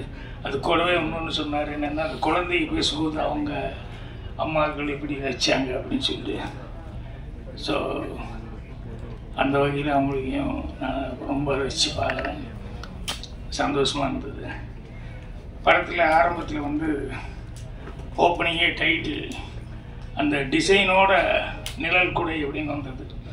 அந்த ரீரிகார்டிங்கும் அந்த டிசைனும் வந்து அவ்வளோ எடுப்பாக இருந்தது. அந்த ஆர்ஆர் அவ்வளோ பிரமாமாக மியூசிக் டைரக்டர் அவ்வளோ அழகாக ஸ்டார்ட் பண்ணி அதுக்கப்புறம் சாங் வந்துருச்சு. ஸோ அவ்வளோ சிறப்பாக பண்ணியிருந்தார். அவர் இல்லாமல் அப்புறம் ஹீரோ ஹீரோயின் அந்த 2 குழந்தைங்க நடித்தவங்க, இன்னும் படத்தினுடைய டெக்னீஷியன்ஸ் எல்லாருக்கும் இப்போ என்னுடைய அட்வான்ஸு வாழ்த்துக்களை தெரிவிச்சுக்கிறேன். இந்த படம் வந்து எனக்கு என்னமோ ஒரு நம்பிக்கை இருக்கு. என்னன்னா, சில பேர் வந்து சினிமாவில் வந்து luck favours to folds only அப்படின்னு சொல்லுவாங்க. அந்த மாதிரி எனக்கு சில பேரெல்லாம் வந்து எப்படிடா இவங்களுக்கு படம் வந்துக்கிட்டே இருக்கு அப்படின்ட்டு இருக்கு. சில பேருக்கு ஏன்டா இவங்களுக்கு படமே வரல, இனத்தினால்டா படம் வரல அப்படின்ட்டு உண்மையிலேயே அதிகமான் வந்து அந்த லிஸ்ட்டில் எனக்கு அதிகமான ரொம்ப நாளாக மைண்ட்லேயே இருந்துட்டு இருக்காரு. என்னென்னா அவருக்கு தான் நியாயமாக பார்த்தா அவர் தான் கண்டினியூஸாக படம் பண்ணணும். ஏன்னா அந்த திறமை அவர்கிட்ட இருக்குது. அவர் நேரேட் பண்ணும்போது நான் கேள்வி கேட்டேன். அதே மாதிரி சாந்தனுக்காக கூட ஒரு படம் செஞ்சு ஃபிஜி ஐலாண்டில் போய் ஷூட்டிங்லாம் பண்ணி அவ்வளோ நல்லா இருந்த அந்த படம். அதுவும் நடுவில் ஏதோ தடைப்பட்டு அப்படின்னு போச்சு. ஸோ அந்த மாதிரி சில நேரங்களில் வந்து 1 கிலோ அறிவாளியாக இருந்தாலும் ஒரு 10 கிராம் அதிர்ஷ்டக்காரங்கிட்ட கை கட்டி தான் நின்று ஆகணும் அப்படின்னு சொல்லுவாங்க. அந்த மாதிரி சினிமாவில் சில நேரங்களில் வந்து அதிர்ஷ்டம் சில பேர் திறமைசாலிகளுக்கு வந்து கை கொடுக்காமல் இருக்கு. அது எனக்கு ரொம்ப மனசு கஷ்டமாக இருந்தது. ஸோ அதிகமான் அவர்கிட்ட ஒர்க் பண்ணவர் இவர் சிவா ஆறுமுகம் அவர்கள் அப்படின்னு சொல்லும்போது இந்த தேவையான உலக கேட்டாங்கல்ல, கேட்கவே வேணுங்கிறது இல்லை. கண்டிப்பாக இந்த படம் வந்து படம் நல்லா பண்ணியிருப்பாங்க. கண்டிப்பாக படம் வந்து ஸ்லோ பிக்கப் ஆகும். அது ஓப்பனிங் இருக்க இல்லையோ ஸ்லோ பிக்கப் ஆகும். அந்த அளவுக்கு படத்தில் அதிகமாகலாம் வந்து அவரே வந்து ரொம்ப இன்வால்வ் ஆகி இந்த படத்துக்காக வாங்கன்னு சொல்லி கூப்பிட்டாரு. அதே மாதிரி பாலசேகர் வந்து அவரும் வந்து அவசியம் இந்த படத்துக்கு நீங்கள் வரணும் சார், அந்த ஆடியோ ஃபங்க்ஷனுக்கு வரணும் அப்படிங்கிற மாதிரி எல்லாம் கேட்டேன். எதுக்குன்னா அந்த டைட்டில் வந்து நிழல் குடையில் வச்சுருக்காங்களே, இவருக்கு இந்த டைரக்டருக்கு வந்து நிழல் குடையாக இவங்கெல்லாம் இருக்காங்க. அதிகமானமா நிறைய நண்பர்கள்லாம் இருக்காங்க. பர் சீமான் இவ்வளோ வேலைக்கு நடுவில் வந்து அவர் வந்து இல்லை நான் கடைசி வரைக்கும் இருந்து பேசிட்டு தான் போகணும், எல்லாம் குடும்பமாக ஆகிட்டாங்க அப்படின்னு சொல்லி சொன்னார். ஸோ நிழல் குடை அப்படிங்கிறதுனால நான் அது சம்மந்தப்பட்டது ஒரு 2 விஷயம் மட்டும் சொல்லணும்னு நினைக்கிறேன். ஒன்று வந்து என்ன அப்படின்னா, ஒருத்தர் ஜூனியர் ஆர்டிஸ்ட்டு என்னைக்காவது வந்துடுவோன்னு நினச்சார். கடைசியில் ஜூனியர் ஆர்டிஸ்டாகவே இருந்தார். பெருசாக வர முடியல. அட்லீஸ்ட் அதுலேயாவது கொஞ்சம் வருமானத்தோடு இருந்தாருன்னா அது இருக்க முடியல. கடைசியில் அதுலேயும் அதோடையே கல்யாணம் முடிச்சு குழந்தையெல்லாம் பெற்று குழந்தை பெருசாகி பொண்ணு கல்யாணம் வச்சுக்காரு. கல்யாணம் வச்சதுக்கப்புறம் பார்த்தா கையில் பேசின வரதட்சணைப்படி காசு அவர் எதிர்பார்த்த இடத்துல வரல. எம்ஜிஆர் படங்கள் நிறையா படங்களில் வந்து ஜூனியர் ஆர்டிஸ்டாக அவர் கூடவே கூட அங்கங்கே ஏதோ டைலாக் பேசியிருக்காரு. சரி கோட்டைக்கு போய் எப்படி நம்ம உள்ளே போக முடியும் அப்படின்னு சொல்லிட்டு போய் அங்கே நின்றுருக்காரு. உள்ளே விட மாட்டேங்கிறாங்க. எப்படியோ தடுமாட்டி கூட்டுதுன்ட்டு அவர் வந்து கார் ஏறும்போது பேர் சொல்லி தலைவரா அப்படின்னு அவர் கூட்டத்துலேருந்து பார்த்தாரு. கூட நடித்தவங்க அவருக்கு என்ன அரசியலுக்கு வந்தாலும் அந்த சினிமான்றது வந்து கடைசி வரைக்கும் அவர் போகல. அவருக்கு பிளட்டில் இருந்துக்கிட்டே இருந்தது கடைசி வரைக்கும் சினிமாங்கிறது. பார்த்தோன்னே நான் நம்ம கூட நடித்தாள் அப்படின்னு சொல்லிட்டு என்ன வான்னு சொல்லி கூப்பிட்டது. என்ன அவ்வளவு கூட்டத்துக்கு நடுவில் பொண்ணு கல்யாணம் காசு ரெடி பண்ண முடியல, நிறுத்தலாமா கேன்சல் பண்ணிடலாமாங்கிற அளவுக்கு இருக்கு. என்ன தெரியுதுங்களா அப்படிங்கிற மாதிரி கேட்டாரு. எழுதி என்ன தேதியெல்லாம் எழுதி கொடுத்துட்டு போ, கல்யாணம் அந்த டேட்லேயே வச்சுக்கோ, தேதி மட்டும் கரெக்டாக உதவியாளருக்கு எழுதி கொடுத்துட்டு போயிடு அப்படின்னு. அவர் அவ்வளோ சந்தோஷப்பட்டு போய் கல்யாணத்தை கரெக்டாக ஃபிக்ஸ் எல்லாம் பண்ணி எல்லாம் இது பண்ணிட்டாரு. 1 வாரம் கல்யாணம் இருக்கு. அவர் 2 நாளைக்கு முன்னால் அவர் தலைவரோடவும் சரியில்லாமல் போயிட்டார். அவர் இறந்துட்டாருன்னு சொன்னோன்னே இவர் பயங்கர ஷாக் ஆகி எங்கே போய் யார்கிட்ட என்ன சொல்ல முடியும் அப்படின்னு சொல்லிட்டு 2 நாள் அந்த துக்கத்தையெல்லாம் பார்த்துட்டு 3ஆவது நாள் இவருக்கு பர்சனலாக இனிமேல் கல்யாணம் நடக்காத பிரயோஜனமே இல்லை அப்படின்னு சொல்லி அதோட ஃபேமிலியில் எல்லாருமே வேறு மாதிரி ஒரு டிசிஷனுக்கு வந்து எல்லாம் வாங்கி வச்சுட்டாங்க. சாப்பிட்றதுக்கு எல்லாம் ரெடி ஆகிட்டாங்க. நைட்டில் அந்த டைமில் கதவை தட்டுற சத்தம் என்னன்னா, கதவை திறந்த நான் சிஎம்மோட பிஏங்க அப்படின்னு அப்படியே ஷாக்கோட பார்த்தா, இல்லை எப்படி அவர் நோட் பண்ணி வைன்னு சொல்லியிருந்தாரு. நான் நோட் பண்ணி வச்சேன். என்கிட்ட கொஞ்சம் பணத்தை கொடுத்து அப்பா போகிறோம் அவங்களுக்கு முதலே கொண்டு கொடுக்கணும், அதனால் எதுக்கு நீ கையில் வச்சு ஞாபகப்படுத்து, ஏன்னா நம்ம ரொம்ப நம்பிக்கையோடு இருந்துப்பான் அந்த ஆள் அப்படின்னு சொல்லி கொடுத்துட்டு போனார். இந்தாங்க அப்படின்னா அவருக்கு எப்படி இருந்திருக்கும் அந்த ஆளுக்கு யோசிச்சு பாருங்க. செத்தரலான்னு முடிவு பண்ண ஆளுக்கு வந்து அவர் வந்து மொத்தமும் அவர் என்ன சொல்லிட்டு போனாரோ அந்த நாயகி கல்யாணத்துக்கு உண்டான எல்லா செலவுக்கு உண்டானது கொடுத்துட்டு போயிருக்காரு அப்படின்னு சொன்னோடனே அவர் அழுகைக்கு அப்படி எழுதாரு. அதுக்கப்புறம் ஜானகியம்மா வந்து அவ்வளோக்கு நடுவுலையும் அவங்ககிட்ட சொல்லியிருப்பாங்க, பிஏக்கு தெரிஞ்சிருக்கு, அப்புறம் அவங்க வந்து கல்யாணத்துக்கு வந்துருப்பாங்க. எதுக்குன்னா அப்படி ஒரு நிழல் கொடையா வாழ்க்கையில் வந்து வாழ்ந்ததால தான் இன்றைக்கும் அரசியல் மேடை எந்த மேடையிலையுமே அவர் அவாய்டு பண்ணி 6 நாளையும் ஒன்றும் பண்ண முடியல. ஸோ அந்த நிழல் கொடை டைட்டில் கேட்ட உடனேயுமே எனக்கு அந்த இன்சிடென்ட் நான் வந்தது. என்னென்னா நிழல் கொடையாக இருக்கிறது இப்போது சாதாரணமாக நினைப்பாங்க, அவர் சிஎம்மாக இருந்தார், அவர் படங்கள் நிறையா செஞ்சாங்க, அதில் எல்லாம் சம்பாதிச்சிருக்காரு, அவர் செலவு பண்ணார் அப்படின்னு சில பேருக்கு அந்த தாடு கூட வரும். அது இல்லை, மனசுங்கிறது தான் ரொம்ப முக்கியம். எனக்கு தெரிஞ்சு கலைஞான சார் சிவாஜி வச்சு ரஜினி இன்ட்ரடியூஸ் பண்ணார் ஃபஸ்ட்டு படம் அவருக்கு. அதுக்கப்புறம் மிருதங்க சக்கரவர்த்தி தான் எடுத்தார். எடுத்து எல்லாமே அவருக்கு சரியாக வரல, கடன் பட்டார், அவ்வளோ கஷ்டத்தில் இருக்காரு. அவர் பேட்டியில் நக்கீரன் இதில் வந்து பேட்டியில் சொல்லும்போது இப்படியெல்லாம் எனக்கு படம் எடுத்து கூட நான் வந்து இன்னும் ஒரு சொந்த வீடு இல்லை, வாடகை வீட்டில் தான் இருக்கேன், அப்படி ஒரு சிரமத்தில் இருக்கிறேன்.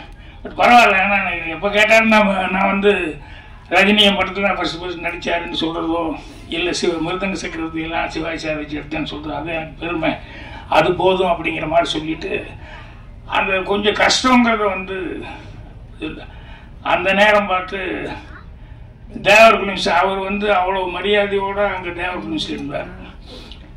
அந்த சின்னப்பட்டா அவர்கள் வந்து அவ்வளோதும் ரைட்டர்ஸ் எல்லாத்தையுமே அரவணைச்சு அப்படி கொண்டு போவார், சின்னவங்க பெரியவங்க இல்லாமல். ஆனால் என்னன்னா அவர் பண்ண ஒரே தப்பு, ஒன்மேன் ஆர்மியாகவே கடைசி வரைக்கும் இருந்து அவர் இருந்த வரைக்கும் சக்ஸஸை பார்த்து எல்லாத்தையும் பண்ணிட்டு போனார். அப்படியே அவங்க பையனையோ மருமகனையோ ட்ரைனிங் கரெக்டாக பண்ணாமல் விட்டார். அதனால் அவர் போனதுக்கப்புறம் பார்த்தா அந்த ஃபேமிலியே ஒரு கஷ்டத்துக்குள்ள ஆயிடுச்சு. அந்த நேரத்தில் ஏதோ ஒரு அவங்க குடும்பத்து கஷ்டம் இவர் காலுக்கு வருது, ஐயோ அதுக்கு நம்ம ஒரு பணம் கொடுத்து ஹெல்ப் பண்ண முடியாமல் இப்படி உட்காந்துருக்குமே அப்படின்னு சொல்லிட்டு நம்மளே இவ்வளோ சிரமத்துக்கு உட்காந்துருக்குமே அப்படின்னு சொல்லும்போது இவருடைய பேட்டியை பார்த்துட்டு சேலத்திலிருந்து ஒரு அட்வொகேட்டு, அவருக்கு இவர் தெரியாது கலைஞானத்தை பற்றி, ஆனால் இவர் பேட்டியை பார்த்துட்டு இப்படியெல்லாம் நீங்கள் கஷ்டப்பட்டு இவ்வளோ ஒரு லைஃப்பில் வந்துருக்கீங்க, ஸோ ஏதோ உங்கள் கஷ்டத்துக்கு என்னால் முடிஞ்சது நான் அனுப்பிச்சிக்கிறேன்னு சொல்லி ஒரு 10,000 ரூபா வந்து அவருக்கு அனுப்பிச்சிருக்காரு. கல்யாணம்னா அப்படியே ஒரு சந்தோஷம், அப்படி ஒரு சந்தோஷம். நம்ம கொடுக்க முடியலேன்னு நினைச்சோம், நமக்கு வந்து எங்கேயோ இருந்து இப்படி ஒரு 10,000 ரூபா வந்து அப்படியே எடுத்துக்கொண்டு போய் தேவர் பிலிம்ஸ் அந்த குடும்பத்துக்கு கொண்டு போய் கொடுத்தாரு. அதுதான் மனசு. காசு இருந்த ஒருத்தன் செய்யறதுங்கிறது பெரிய சமாச்சாரம் இல்லை. அவருக்கே அவ்வளோ கஷ்டத்தில் இருக்காரு, பேட்டி கொடுத்துட்டு இருக்காரு. ஆனால் அவருக்கு ஒரு 10,000 ரூபா வந்தது அப்படின்னு சொன்னோடனே அதை கொண்டு போய் அந்த நம்ம வேலை பார்த்த இடம் நம்ம அங்கே தான் இருந்து சாப்பிட்டோம் அப்படின்னு சொல்லிட்டு அவங்களுக்காக செஞ்சார். அதுதான் மிகப்பெரிய சமாச்சாரம். ஸோ நிழல் கொடை அப்படின்னு சொல்லும்போது இந்த கேரக்டர் வந்து கண்டிப்பாக இது வந்து தேவயானி மேலே தான் அந்த டைட்டில் வந்திருக்கும்னு நினைக்கிறேன் நான். கரெக்டாக? ஸோ தேவயானி வந்து கடைசியில் கிளைமேக்ஸ் சொன்னால் அந்த குழந்தை வந்து மிஸ் ஆகிறது, அதுக்கப்புறம் எல்லாமே ஒன்று சேர்றாங்க அப்படின்னு சொல்லிட்டு.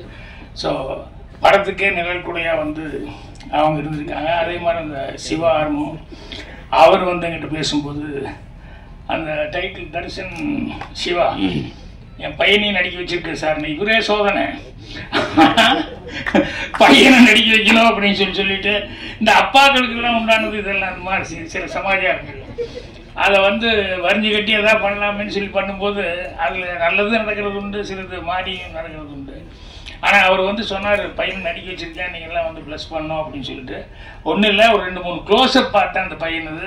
அந்த பையன் உண்மையிலேயே அவன் லுக்கு, அவன் பார்க்குற இதெல்லாம் வந்து உண்மையிலேயே அந்த பையன் வர முடியும் அப்படிங்கிற அந்த நம்பிக்கையை வந்து கொடுத்தது. அதனால் அது அதில் கெட்ட பேரமாக இருந்தது இல்லையா? வாழ்த்துக்கள், கண்டிப்பாக நல்லா வருவீங்க நீங்கள். உங்கள் அப்பாவோட இது சொல்கிறேன், என்ன பெட்டாச்சுன்னா அதோட முடிஞ்சு போகல, அதுக்கப்புறம் பாருங்க இதெல்லாம் வந்து கேட்க வேண்டியது பண்ண வேண்டியிருக்கு. ஸோ அவருக்கு அவங்க ஹீரோயின் எல்லாம் நடித்தாங்க. அவங்க எல்லாத்துக்குமே என்னுடைய இது. இந்த ஹீரோயினுக்கு என்னன்னு தெரியல, இந்த பெரியன்னு அடிக்கடி சொல்லிட்டு இருந்தாங்க. என்னுடைய பெரிய வாழ்த்து, நன்றி, என்னுடைய பெரிய வணக்கம், என்னுடைய பெரிய அப்படின்ட்டு. சரி நான் நினச்சிட்டேன், சரி நமக்கு ஆகும்னா அந்த ஷோன்னு எனக்கு வர்ற மாதிரி வந்து இந்த பெரியங்கிறது வந்து அவங்களுக்கு ஒரு இது மாதிரி வந்துடுச்சு போலது அப்படின்னு சொல்லிட்டு அவங்களும் வந்து ரொம்ப அழகாக இது பண்ணியிருக்காங்க. ஸோ படத்தினுடைய டெக்னீஷியன்ஸ் எல்லாத்துக்குமே வந்து என்னுடைய வாழ்த்துக்கள் தெரிவிச்சுக்கிறேன். கண்டிப்பாக நான் சொன்ன மாதிரி அதிகமானவர்கள் எல்லாம் இதில் வந்து இருந்திருக்காங்க, கலந்துருக்காங்க அப்படின்னு சொல்லும்போது கண்டிப்பாக ஒரு நல்ல படத்தை தான் அங்கே வந்து எடுத்திருப்பாங்க. அதனால் ஜனங்க சப்போர்ட், பத்திரிக்காரங்க எப்படி நீங்கள் நல்லா இருக்குன்னு எழுத போகிறீங்க, ஜனங்க கிட்ட வந்து அது போகும்போது உண்மையிலேயே அதுக்கு உண்டான மரியாதை கிடைக்கும். அப்புறம் இங்கே பேட்டி இந்த மாதிரி தமிழ் ஐஸ்வர்யாவா தமிழ் சுதி சுத்தமாக பேசுகிறோமா, ரொம்ப நல்லா இருந்தது. நானும் தான் தமிழ் மீடியம் படித்தேன், தமிழில் எவ்வளோ தகராறு இருக்கு தெரியும். ஆனால் தமிழ் அவ்வளோ சுத்தமாக பேசுனாங்க. முன்ன எல்லாரும் சொன்ன மாதிரி என்னென்னா அவங்க கொஞ்சம் டைம் எடுத்துக்கிட்டாங்க. இந்த மாதிரி நேரத்தில் தான் அவங்க தமிழை காமிக்க முடியும். அதனால் தமிழ் உச்சரிப்பு ரொம்ப நல்லா இருந்தது. ஸோ அதனால் நான் நல்லதில்லை என்னை வந்து சீமானை பேச விட்டு அவருடைய தொண்டர்கள்லாம் காணாமல் போய் அதில் ஒரு கேப் ஆகி அதுக்கப்புறமா பேசுறதுங்கிறது இல்லாமல் இப்போ நான் பாருங்க, நான் பேசியாச்சு, டென்ஷன் இல்லாமல் சீமான் பேசுறது ஆனந்தமாக கேட்கலாம். ஏன்னா அவர் கதை சொல்லி கேட்டிருக்கேன், சும்மா உட்காந்து பார்த்து பேசிட்டு இருக்கேன், அதுக்கப்புறம் மீட்டிங்கில் பேசுகிறேன். இந்த மாதிரி லைவாக சில நேரங்களில் தான் வந்து பேசுறதுக்கான சான்ஸ் கிடைக்கும். ஸோ அதனால் உங்களை மாதிரியே நானும் அவளோட காத்துட்டு இருக்கேன். மீண்டும் ஒரு முறை இந்த பட டீமுக்கு, அவர் சிவா ஆறுமுகம் எல்லாத்துக்குமே என்னுடைய வாழ்த்துக்கள் தெரிவிச்சுக்கிறேன். நன்றி, வணக்கம். நிழற்குடை படத்தினுடைய பாடல் வெளியீட்டு விழாவிற்கு வந்திருக்கிற என்னுடைய பேரன்பிற்கும் பெருமதிப்பிற்கும் உரிய பெருமக்கள்,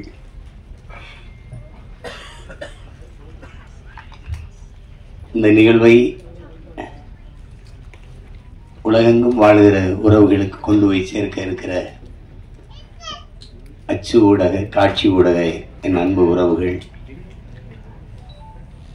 இவ்வளவு நேராகியும் இன்னும் அரங்கை நிறைத்து அமர்ந்திருக்கிற என் அன்புக்கினிய சொந்தங்கள் அனைவருக்கும் என்னுடைய அன்பும் வணக்கமும். இங்கே எல்லாரும் குறிப்பிடும்போது நான் வந்து ரொம்ப நேரம் காத்திருக்கிறேன்னு இல்லை. இந்த நிகழ்வு எங்கள் குடும்ப நிகழ்வு. நீங்கள்லாம் வந்து இந்த நிகழ்வில் இவ்வளோ நேரம் பங்கேற்று காத்திருக்கிறதுக்கு நான் தான் உங்கள் எல்லாருக்கும் அன்பையும் நன்றியும் சொல்ல கடமைப்பட்டேன். வரும்போது என்னை வரவேற்க கூட தேவயானியவர்கள் சொன்னாங்க, நீங்கள் வந்ததுக்கு ரொம்ப நன்றின்னு. இல்லை, எங்கள் படத்தில் நீங்கள் நடித்ததுக்கு ரொம்ப நன்றின்னு நான் சொன்னேன். ஏன்னா இது நாங்கள் குடும்ப படம்னு நினச்சி, எங்கள் குடும்ப படம்னு. கடைசியாக தான் கதாநாயகனாக நடித்த தம்பி விஜித்துக்கும் குடும்ப படம்னு தெரியுது. ஏன்னா அவருடைய பொண்ணு பாப்பாவும் நடிச்சிருக்காங்க. இது அது என்னுடைய அண்ணன் அதிகமாக. இப்போ நாங்கள் எல்லாம் ஒரு குடும்பம். இப்போ நாங்கள் ஒன்றா இருந்து பயிற்சி எடுத்து வந்தவங்க. நான், என்னுடைய மைத்துனர் ராஜா, அதை சிவா ஆறுமுகம் எல்லாம். அப்போ கூப்பிடும்போது நம்ம இது எனக்கு உண்மையிலே தெரியாது தேவயானியவர்கள் இதில் நடிச்சிருக்காங்கன்ட்டு. வந்துக்கிட்டு இருக்கும்போது ஒரே சூரிட்டியாக இருந்தது. ஏதோ நிழற்குடைன்னு இப்போ இது புதுசாக படம் வந்து வருது போல இருக்குது. தேவயானி நடிச்சிருக்காங்க. இங்கே வந்து பார்த்தா தான் இது நம்ம படம், அதில் அவங்க நடிச்சிருக்காங்கன்னு எனக்கு தெரிஞ்சது. அப்போ ரொம்ப மகிழ்ச்சியாக இருந்தது.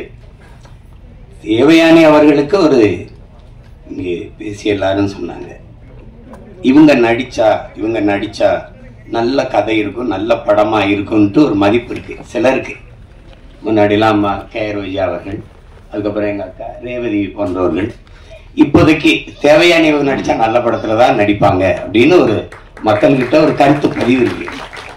அது காரணம் அவங்க தேர்வு செய்து நடித்த கதாபாத்திரங்கள். முதல்ல அவங்க அறிமுகமானது எங்கள் அண்ணன் மூலமாக, அவங்க தொட்டாச்சிலிங்கி, பிறகு அண்ணனே எடுத்த சொர்ணமுகி, அதில் ரொம்ப நல்ல கனமான கதாபாத்திரம். அப்புறம் உங்களுக்கு தெரியும் காதல் கோட்டை, அது இந்திய விருதை பெற்ற சிறந்த படங்கள் அது ஒன்று. அதுக்கப்புறம் சூரிய வம்சம். அவங்களுக்கு சொல்லிக்கொள்ளுற மாதிரி ஒரு ஒவ்வொரு காலகட்டத்திலையும் ஒரு படம் பதிவாயிருக்கு.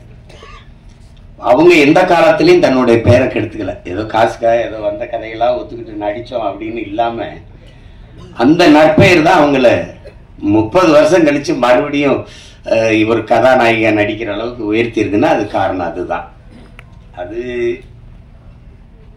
எல்லாருக்கும் வாய்க்க பெறாது, அவங்களுக்கு வாய்க்க பெற்றிருக்கிறது. அது ஒரு பெரிய பெருமைக்குரிய நிகழ்வு. இங்கே பல மேதைகள் எல்லாருமே என்னுடைய அன்பு உறவுகள். என்னுடைய அண்ணன் மனோஜ்குமார், என்னுடைய சியான், நாங்கள் சியான் தான் பேசிப்போம், ராஜ்குமார் அவர்கள். அதுக்கப்புறம் என்னுடைய அன்பு தம்பி சுரேஷ் காமாட்சி, என்னுடைய அண்ணன் செல்வமணி அவர்கள். நாங்கள் ஒரே பல்கலைக்கழகத்தின் மாணவர்கள். எங்கள் அப்பா மணிவண்ணன்ட்ட, ஆமாம், எனக்கு மூத்தவர் எங்கள் அண்ணன். நான் இந்த அரசியலுக்கு வர்றதுக்கு முன்னாடி எங்கள் அப்பாட்ட உதவி இயக்குனராக இருந்து பணி செஞ்சேன். அப்போ இந்த அரசியலுக்கு தள்ளப்பட்டு தான் சொன்னோம்.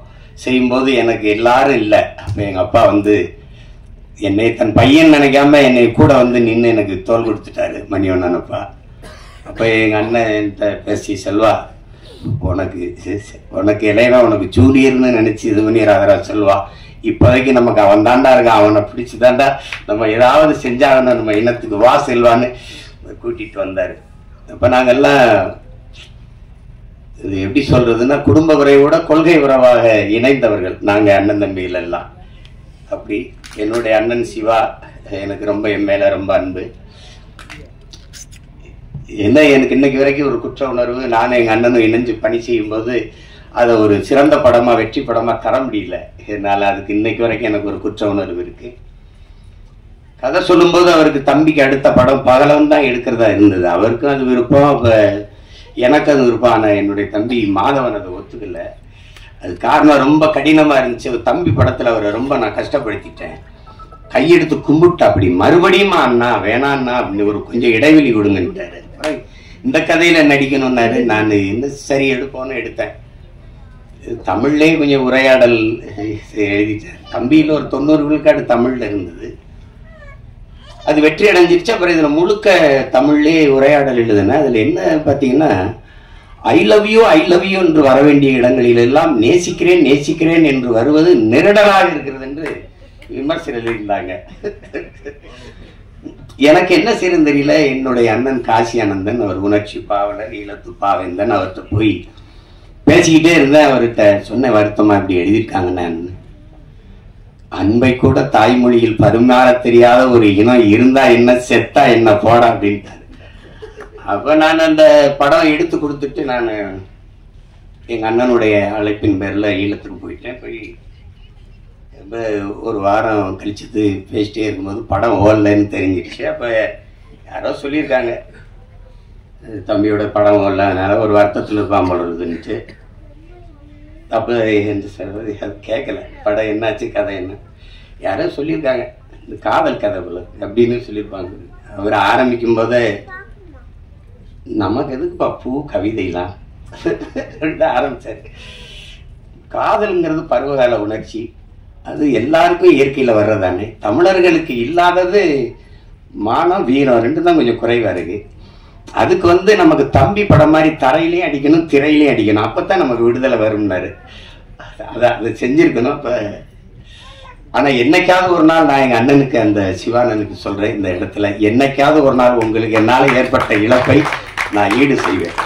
அது ஒருவேளை நீங்கள் அன்னை கூட கேட்டீங்க தம்பி அந்த பகலவன்னு, அதை கூட திருப்பி உங்களுக்கு எடுத்துறேன் உங்களுக்கு. அது தவறு தான் நடந்துச்சு அது. ஆனாலும் எங்கள் அண்ணனுக்கு எனக்கு இருக்கிற அந்த அன்பு பிணைப்பு போல. இப்போ எங்கள் அண்ணன் ஐயா பாக்யராஜ் அவர்கள் சொன்னது மாதிரி தான், எங்கள் அண்ணன் அதிகமான ஒரு தலை சிறந்த இயக்குனராக அவங்க அது என்ன தொடர்ச்சியாக படைப்புகள் இல்லை. அவருடைய படங்கள் இன்னைக்கு அவரை இயக்கிக்கிட்டு வர்ற இந்த படங்கள், இப்ப தொட்டாச்சி நீங்கெல்லாம் பார்த்து எங்க அப்பா பால்மேந்திரா வீட்டிலே போய் பாராட்டி, ஞாபகம் இருக்காருன்னா வீட்டுல போய் பாராட்டி, என்னடா அப்படி ஒரு படம் எடுத்துட்டேன் அப்படின்னு. அப்படி அந்த கதை திரைக்கதை பயணத்துல பயணிக்கிறதுக்கு ஆட்கள் ரொம்ப குறைவு, ரொம்ப குறைவு. இப்போ நம்மக்கிட்ட ஒரு மேதை சாதாரணமாக உட்காந்துருக்காப்ல, அவரை கடந்துலாம் ஒருத்தனை இங்கே கதை திரைக்கதை அமைச்சு எடுத்துட்டு போயிட முடியாது. அதுல நம்ம பக்கத்துல இருக்கிறதுல பக்கத்துல இருந்துட்டோம், ஆனா வீட்டுக்கு போனா படபடப்பா இருக்கும். நம்ம ஆள் தானே பக்கத்துல இருந்தோம். மிகப்பெரிய பெருமை அவரெல்லாம் நமக்கு இப்படி ஒரு படைப்பாளி, நம்ம நம்ம நம்ம நாட்டுல நம்ம இனத்துல பிறந்து இப்படி ஒரு படைப்பாளி அப்படின்னு நீங்க யோசிச்சு பாருங்க. புதிய வார்ப்புகள்னு ஒரு படம், அவர் தான் கதாநாயகனா நடிக்கிறாரு, அவர் தான் கதை வசனம். எங்க அப்பா ஏக்குறாங்க, பாரதிராஜா அப்பா. அன்னைக்கு அது புதிய வார்ப்புகள்னு தலைப்பு வைக்கிறதுக்கு இன்னைக்கு என்னென்ன பெயர் வருதுன்னு உங்களுக்கு தெரியும். அது நம்ம சொல்லி அது விமர்சனமா போயிடும். நான் அதை சரி செய்யறதுக்கு இது நேரம் இல்லை. புதிய வார்ப்புகள் அப்படின்னு அப்பெல்லாம் நம்ம இப்ப அந்த காலகட்டத்தில் அதுல ஒரு முடிவு இறுதி கட்ட காட்சி வருது. உரையாடெல்லாம் பிச்சு வதறிப்பாப்ல. ஒரு அந்த விதவை பெண்ணு, அந்த பெண்ணு வந்து பூ விற்கும், வாத்தியார் கதாபாத்திரம், அவங்க ரதி, அவங்க வந்து பூ அது வாத்தியார்கிட்ட இவங்ககிட்ட சொல்லுவாங்க, வாத்தியார இந்த பூ வந்து பறிச்சாதான் வாடி போகும், இல்லை செடியில விட்டாலும் வாடி போயிடும் அப்படின்லாம் இருக்கும். அப்போ இதயம் குங்குமம் இந்த பத்திரிகையெல்லாம் ரொம்ப புகழ் பெற்றது இந்த இதழ்கள். அப்ப நீ இதயம் கொடுத்தாதான் வாத்தியார் குங்குமம் தருவாரா? அதெல்லாம் அந்த ஐயா அதெல்லாம் ஒரு ஒரு அதிமேதைகளினுடைய கூட அது. அதுல ஒரு அண்ணன் கவுண்டமணிக்கு கதாநாயகியை கட்டி வச்சிடுறாங்க. அந்த வில்லன் கதாபாத்திரம் வந்து கட்டி வச்சிடறாரு ஜி சீனிவாசன் ஐயா. அப்ப அது ஆனா இவங்க வாத்தியாரும் ஒரு காதல் இருக்குது. அப்ப ஊரை விட்டு ஓடும்போது அந்த விதவை பெண், அந்த பூக்காரி, இந்த காஜா சிரிப்பெல்லாம் ஓடும்போது இந்த காதலர்கள் சேர்றதுக்கு ஒரு இடையூறா ஒண்ணு இருக்குது. ஆனா அவர் கட்டின தாலி, இது ஒரு இந்த கலாச்சாரம் தாலிக்கு இந்த சமூகம் ரொம்ப முன்னுரிமை கொடுக்குது. அப்படியே பார்த்துட்டு டப்புன்னு அந்த தாலியை அறுத்துட்டு அவரே அறுத்துடுறாரு. கட்டின தாலி அவரே அறுத்துட்டு ரெண்டு பேரையும் சேர விடுறாரு. கையை பிடிக்கிறாங்க. அந்த விதவை பெண்ணை நிற்கிது, அந்த பூவித்த பெண்ணை. அதை கையை பிடிச்சிட்டு இப்படி போகும்போது புதிய வார்ப்புகள்னு போடுறாப்புல ஒரு எழுத்தாளர், வேறொரு எழுத்தாளர். கொஞ்ச நாள் கழிச்சு அப்புறம் அவரே கதை திரைக்கதை செய்து இதாச்சு அந்த நாட்கள்னு ஒரு படம் வருது. அதுல இவர் காதலிச்ச பெண்ணு அது அண்ணன் ராஜேஷை திருமணம் பண்ணி போயிடுறாங்க. கல்யாணம் ஆயிடுது. அது அப்போ வந்து அவர் சேர்த்து வைக்க போராடி கடைசி உச்சக்கட்ட காட்சி வந்துடுது. ரெண்டு பேரும் இருக்கும்போது அவர் வந்து அந்த மருத்துவர் கதாபாத்திரம் வந்து இந்த காதலன்ட்ட சேர்த்து விடுறதுக்கு இது பண்றாங்க. இப்ப நம்மளால ஒரு ஆர்மணி பெட்டி வச்சுக்கிட்டு அந்த ஹரவர மலையாளத்துல இதே டாக்டர் அது நீங்க புதிய நவீன 21ஆம் நூற்றாண்டு ஆள் தானே, 20ஆம் நூற்றாண்டு இல்லையா, 20ஆம் நூற்றாண்டு ஆள் தானே. தாலி அறுத்துடு, எந்த காதலி உங்களுக்கு மனைவியா வரும், ஆனால் உண்ட காதலி எனக்கு, உன்ன மனைவி எனக்கு காதலியா வராது. அப்ப அந்த அந்த தாலியை அறுத்து எடும் அப்படின்ன உடனே அப்படியே போய் அறுத்து எடுக்க முடியாது. அந்த பெண்ணு தாலி அறுத்துட்டு வர முடியாது. இது கையெடுத்துட்டு பட்டினா இதே மண்ணின் கலாச்சாரம் பண்பாடுன்னு பேசி பட் இந்த கிளைமேக்ஸ் ஓல்டு பட் கோல்டுன்ட்டு போயிடுவாப்ல. இதை யோசிச்சு பாருங்க. உலகத்துல ஒரே ஆள் தான் தாலி அத்துட்டு போய் வாழ்னு சொன்னா அதே ஆள் தான். தாலி அக்காம வாழ இதுதான் கலாச்சாரம் சொன்னது ஒரே எழுத்தாளர் தான். உலகத்துல இப்படி ஒரு ரைட் எழுத்தாளர் இருக்கவே முடியாது.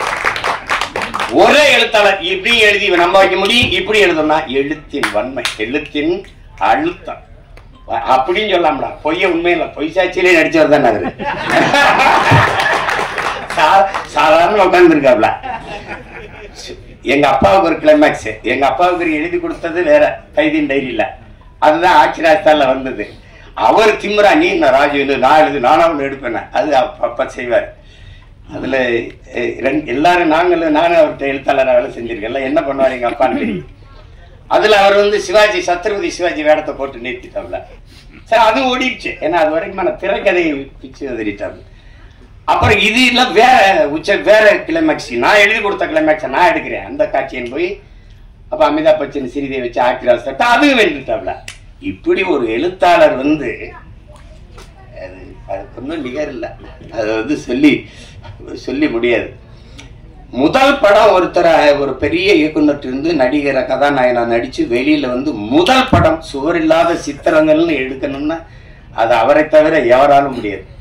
அப்ப அப்படி ஒரு படைப்பாளி இன்னைக்கு நம்ம பக்கத்தில் உட்கார்ந்து இந்த படத்தை பாராட்டி பேசுறாருன்னா அதை விட இந்த படத்துக்கு கிடைத்த பெருமையும் பாராட்டும் ஒன்றும்.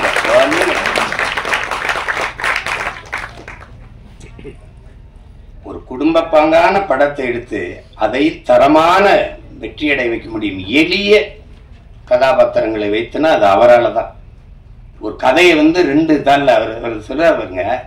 தேவர் பிலிம்ஸில் கதை கேட்குறாங்க. அப்போ அவர் போய் கதை சொல்றாரு. ஐயா கதை சொல்லும்போது அவங்க குப்பத்தொட்டி சார் அதில் ஒரு குழந்தை சார்னு அவரே சொன்னது தான். குப்பத்தொட்டி சார் அதில் ஒரு குழந்தை சார்னு அவருக்கு பிடிக்கல. அப்புறம் பெரிய ஆளாயிட்டாரு. அன்னைக்கு நான் உங்ககிட்ட கதை சொல்லும்போது குப்பத்தொட்டி சார் ஒரு குழந்தை சார்னு சொல்லிட்டேன். ஆனா இன்னைக்கு சொன்னா குப்பத்தொட்டி சார் அதுல ஒரு குரங்கு சார்னு சொல்லியிருப்பேன் அப்படின்னு சொல்லி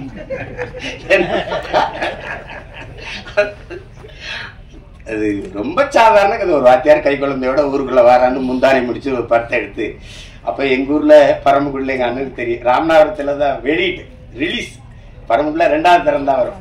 அப்ப ஜெகன்ல எங்க அண்ணங்க எல்லாம் நாங்க படிச்சிருக்கோம். எங்க அண்ணங்க எல்லாம் சைக்கிள் வச்சிருப்பாங்க. அவளுக்கு படத்தை போய் பார்த்து வந்துட்டு ஒரே புலம்பல், தம்பி பாக்கியராஜன்னு ஒரு தண்டா எந்த குறையும் இல்லாம இருக்கணும், பயங்கர படம் முந்தான முடிச்சுன்னு ஒரு படம்னா அவங்க ரொம்ப இதுல நம்மள இந்த காலத்துல போய் ஏன்னா நாங்க மறுபடியும் 2வது வெளியீடு வந்தா தான் பார்க்க முடியும். அப்படி பல படைப்புகளை தந்து இன்னைக்கு அமைதியா உட்கார்ந்துருக்கல அவரு நம்ம கூட இருக்கிறாருங்கிறது திரை உலகில் அது ஒரு மைல்கல். KS கோபாலகிருஷ்ணன் ஒரு மைல்கல்னா அது ஒரு மைல்கல். பாக்கியராஜ், பாரதி ராஜா, மகேந்திரன், பாலு மகேந்திரன்லாம் அது ஒரு பல்கலைக்கழகங்கள். அப்படி ஒரு பெருமைக்குரிய கலைஞர் நம்மோட இருந்து இந்த படத்தை வாழ்த்துறாருங்கிறத விட பெருமை வேற என்ன இருக்குது சொல்லுங்க. அதுக்கப்புறம் இங்க இருக்கிற என்னுடைய தம்பி பேரரசு தொடர்ச்சியா வெற்றி படங்களா கொடுத்தான். அவங்க வருங்க கூட சொன்னாங்க எல்லா ஊரையும் அறிமுகப்படுத்தினது அவன் தான் என் தம்பி. அதுக்கப்புறம் என் தம்பி ரவி மரியா அதுதான் கதாநாயகனா நடிச்ச விஜித் எனக்கு ரொம்ப தெரியும். ரொம்ப என்னுடைய தம்பி என் தம்பி தமிழ் குமரன். நாங்கள் ஒரே குடும்பம். தமிழ் நான் ஒரு தாயின் வயிற்றுல பிறக்கலை ஒளியே. ஏன் பிறக்கலைன்னா ஒரு தாயின் வயிறு தாங்காதுன்னு தனித்தனி தாய்க்கு பிறந்தோம். அப்படி ஒரு அண்ணன் தம்பி நாங்க. அந்த எங்க குடும்பத்துல விஜித் ஒருத்தர். அது விஜித் தான் அதில் நடிச்சிருக்கான்னு எனக்கு உண்மையிலே தெரியாது. வந்தவன கிட்ட நான் தானே கதாநாயகன் நடிச்சிருக்கேன் என்னப்பா சொல்ற அப்படி எல்லாமே ஒரு வியப்பா இருந்துச்சு. எனக்கு எல்லாம் ரொம்ப மகிழ்ச்சியா இருந்தது. அதுல அவர் நல்லா வரணும். இந்த படத்தை பார்க்கும்போது நான் படம் பார்க்க நேற்று அழைக்கும் போது எனக்கு நேரம் ஒத்து வரலை, கிடைக்கல. அது இப்போ அதனால நான் படத்தை முதல்ல பாட்டை போட்டு காட்டு அதை வச்சு பேசிடுறேன்னு. எங்கள் அண்ணன் செல்லுமணி இவங்கெல்லாம் குறிப்பிட்டு பேசின மாதிரி அது ஒளிப்பதிவு செய்த நம்ம குருதேவ் அவர் வணங்கான்லேயே ரொம்ப சிறப்பாக பண்ணியிருந்தார். ரொம்ப அருமையான ஒளிப்பதிவு. அப்போ இந்த இசை இப்படி ஒரு படத்துக்கு இப்போ ஒரு பெரிய ஆடல் பாடல் படம் அடிதடி படம்னா சமாளிச்சிடலாம். குடும்ப கதைகளுக்கு மென்னுணர்வை நகர்த்துற படங்களுக்கு இசையமைக்கிறதுங்கிறது ரொம்ப கடினம். அதை ஒரு இளைய பிள்ளை நவீன் பாலகுமார் செஞ்சிருக்காருங்கிறது ரொம்ப பாராட்டுக்குரியது. அது மனதில் நிற்கிறது போல மெல்லிய இசையால் வருடணுங்கிறது ரொம்ப கடினம்.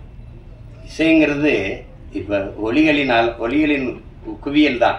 இந்த ஒலி செவியில போய் நின்றுச்சுன்னா அது இல்லை, அது உள்ள போய் இதயத்தை வருடிருச்சுன்னா அது இசையாயிருது. அப்படி ஒரு இசையை தந்த ஒரு இளவல் அவருக்கு என்னுடைய அன்பும் வாழ்த்துக்களும். பாடல் வரிகளை தந்த அவங்க ஒரு பெண்மகள். ரொம்ப நாளைக்கு அப்புறம் ஒரு பெண் கவிஞராக வர்றதை நம்ம பார்க்கும்போது ரொம்ப பெருமையாக இருக்கு. உங்களுக்கு பெரிய இடம் காத்திருக்குது.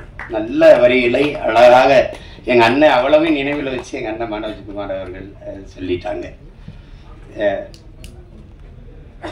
ஆமாம், நரேன் பாலகுமார் நரேன் பாலகுமார் அவர்கள் நல்லா செஞ்சுருக்கீங்க. வாழ்த்துக்கள் வாழ்த்துக்கள்.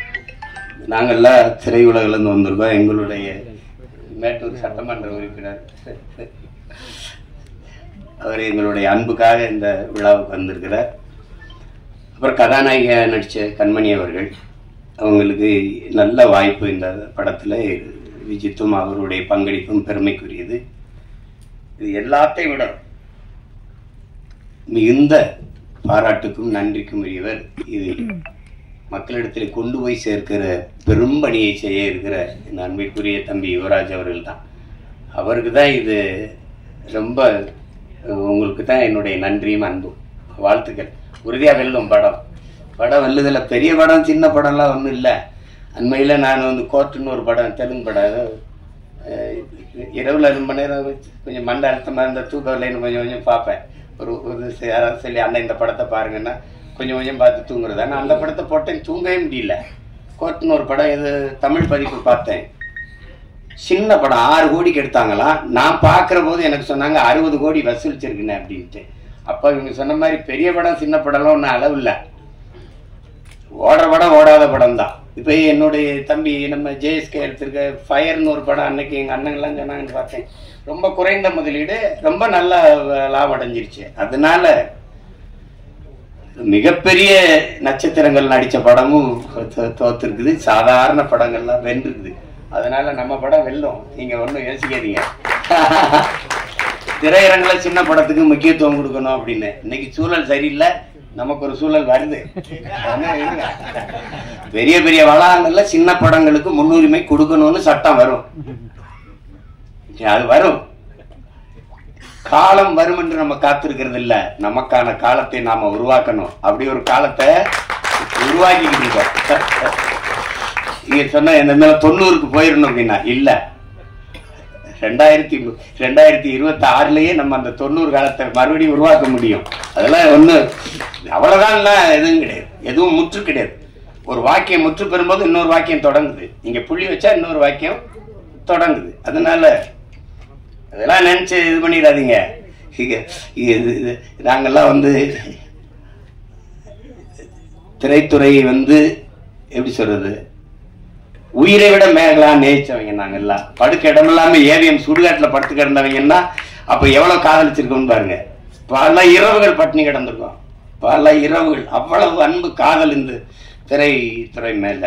அப்ப இது அவளை அழிய விட்டுற முடியாது. ஆனா எங்க அண்ணன் செல்வமணி அவர்கள் நான் ஒரு மேடையில பேசினதான் சொல்றாங்க, குறிப்பிடுறாங்க, விவசாயியும் திரைப்பட தயாரிப்பாளரும் ஒரே நிலையில் நிற்கிறாங்க. அவங்க விளை வச்ச, அவங்க தயாரிச்ச பொருளுக்கான விலையை அவங்க தீர்மானிக்க முடியல. தீர்மானிக்கிற காலத்தை நாம உருவாக்கணும். அப்பதான் வேளாண்மை செழிக்கும், திரைக்கலையும் செழிக்கும். அது காரணம் ஒற்றுமை இல்லாததுனாலதான். இன்னைக்கு எழுத்தாளர் சங்கத்துல நம்ம ஐயாவும், தொழிலாளர் சங்கத்துல எங்க அண்ணன் போன்ற தளபதிகள் இருக்கிறதுனால ஒரு பாதுகாப்பு இருக்கு. பத்தல, எல்லாத்தையும் சரி செய்ய நினைக்கிறோம், இதை சரி செய்யாம விட்டுருவோமா என்ன? அதுக்கு ஒரு காலம் வரும். ஆனா இதுல என்னுடைய மைத்துனர் சிவா ஆறுமுகம், அவர் ராஜான்னு நாங்க அழைப்போம், அவருடைய செல்லமா அழைக்கிற பேரு. நாங்க ஒரே குடும்பமா வந்தவர், கடுமையான உழைப்பாளி. என்ன இருந்தாலும் அந்த நேசித்து வந்த திரைத்துறையை விட்டு வெளியேறல. அது ஒரு பெரிய பெரிய, அதுக்கு அவருக்கு பெரிய பாராட்டு. சிலர் விட்டுட்டு போயிடுவாங்க, ஆனா விடல. அப்ப படம் எடுக்க ஆள் இல்லை, சரி நம்மளே எடுப்போம். அதெல்லாம் வந்து அது ஒரு போர் தான், அது அப்படிதான் சொல்லணும், அது ஒரு தவம் தான் சொல்லணும். புலம்பிக்கிட்டு நிக்கல, யாரும் வரல, யாரும் எடுக்கல, இது அப்படிலாம் இல்லை. ஒரு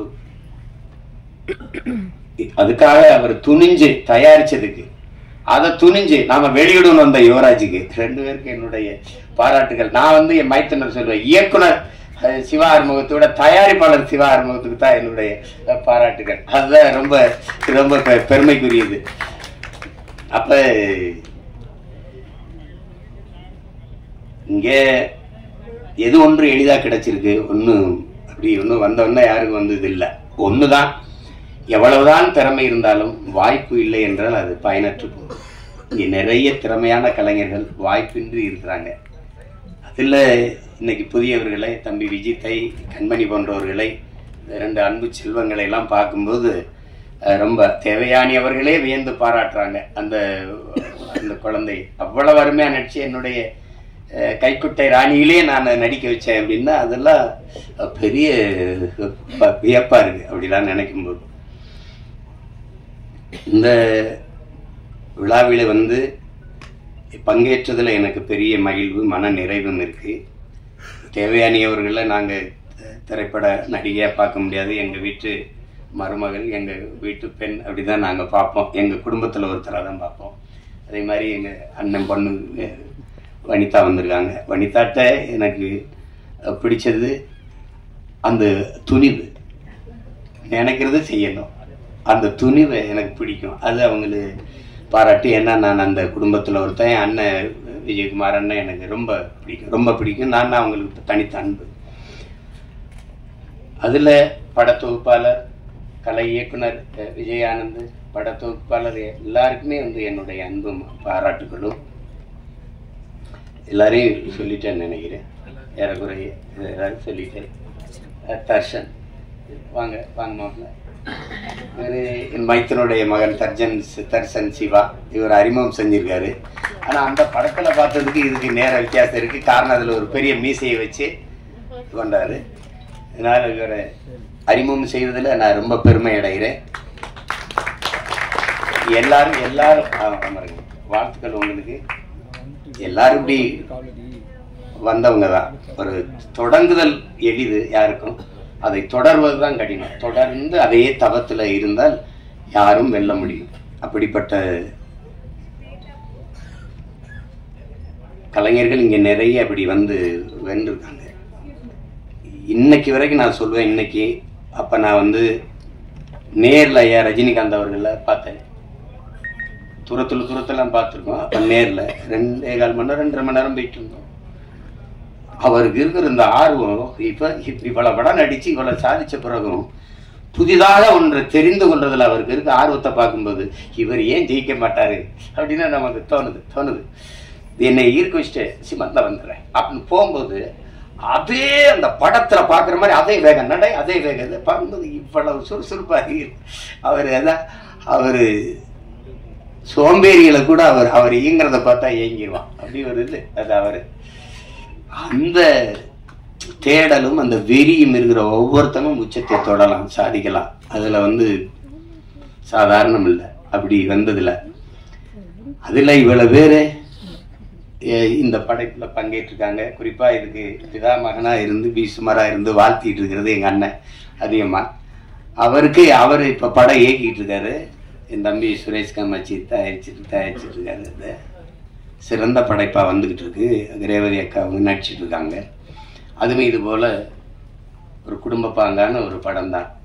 படத்தை பார்க்கும்போது தாய்மையை அது சொல்லுது. எந்த குழந்தையும் நல்ல குழந்தை தான் மண்ணில் பிறக்கையிலே, பின்பு நல்லவராவதும் தீயவராவதும் அன்னை வளர்ப்பதிலேன்னு இருக்கு. ஒரு குழந்தைக்கு முதல் ஆசிரியை அதனுடைய பெற்றோர்கள் தான், அதனுடைய தாய் தான். சொல்றான் பாருங்க ஒருத்தன், உலகத்தின் எல்லா செல்வங்களையும் ஒரு தட்டிலையும் தாயின் பேரன்பை ஒரு தட்டிலையும் வச்சா தாயின் பேரன்பு இருக்கிற தட்டு தான் தாழ்ந்து இருக்குன்றான்.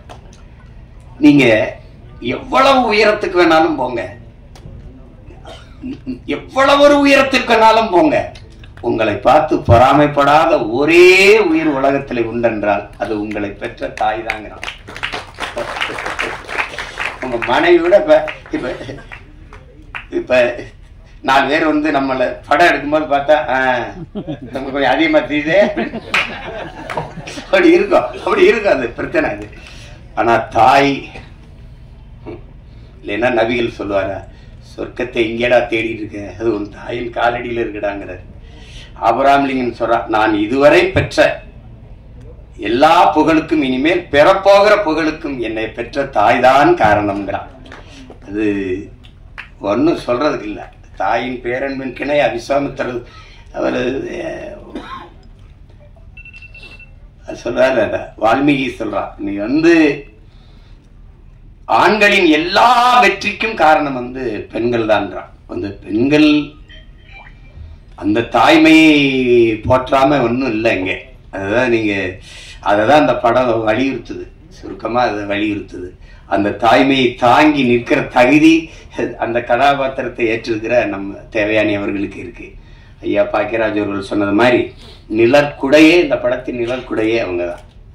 அது அவங்க போதும் தொடக்க காட்சிக்கு திரையரங்குக்கு மக்களை அழைச்சிட்டு வர அவங்க ஒரு படம் போதும். அதுக்கப்புறம் உள்ள வந்தால் பார்த்த எல்லாரும் நிறைவா சொல்றாங்க, எனக்கு பார்க்குற வாய்ப்பை நான் பெறலை, ஆனால் விரைவில் நான் பார்த்துட்டு அதுக்கான வாழ்த்தை நான் எழுதுறேன். படத்தில் பங்கேற்ற அனைத்து கலைஞர்களுக்கும், பின்னிருந்து உழைத்த அனைத்து தொழில்நுட்ப கலைஞர்களுக்கும், இவ்வளவு நேரம் இந்த நிகழ்வை பதிவு செய்து கொண்டிருக்கிற அச்சு, காட்சி, ஊடக உறவுகள், இங்கே அரங்கை நிறைத்து அமர்ந்திருக்கிற என் அன்பு சொந்தங்கள், விழாவிலே பங்கேற்று வாழ்த்தி அமர்ந்திருக்கிற பெருமக்கள் எல்லோருக்கும் என்னுடைய அன்பும் நன்றியும் வணக்கம்.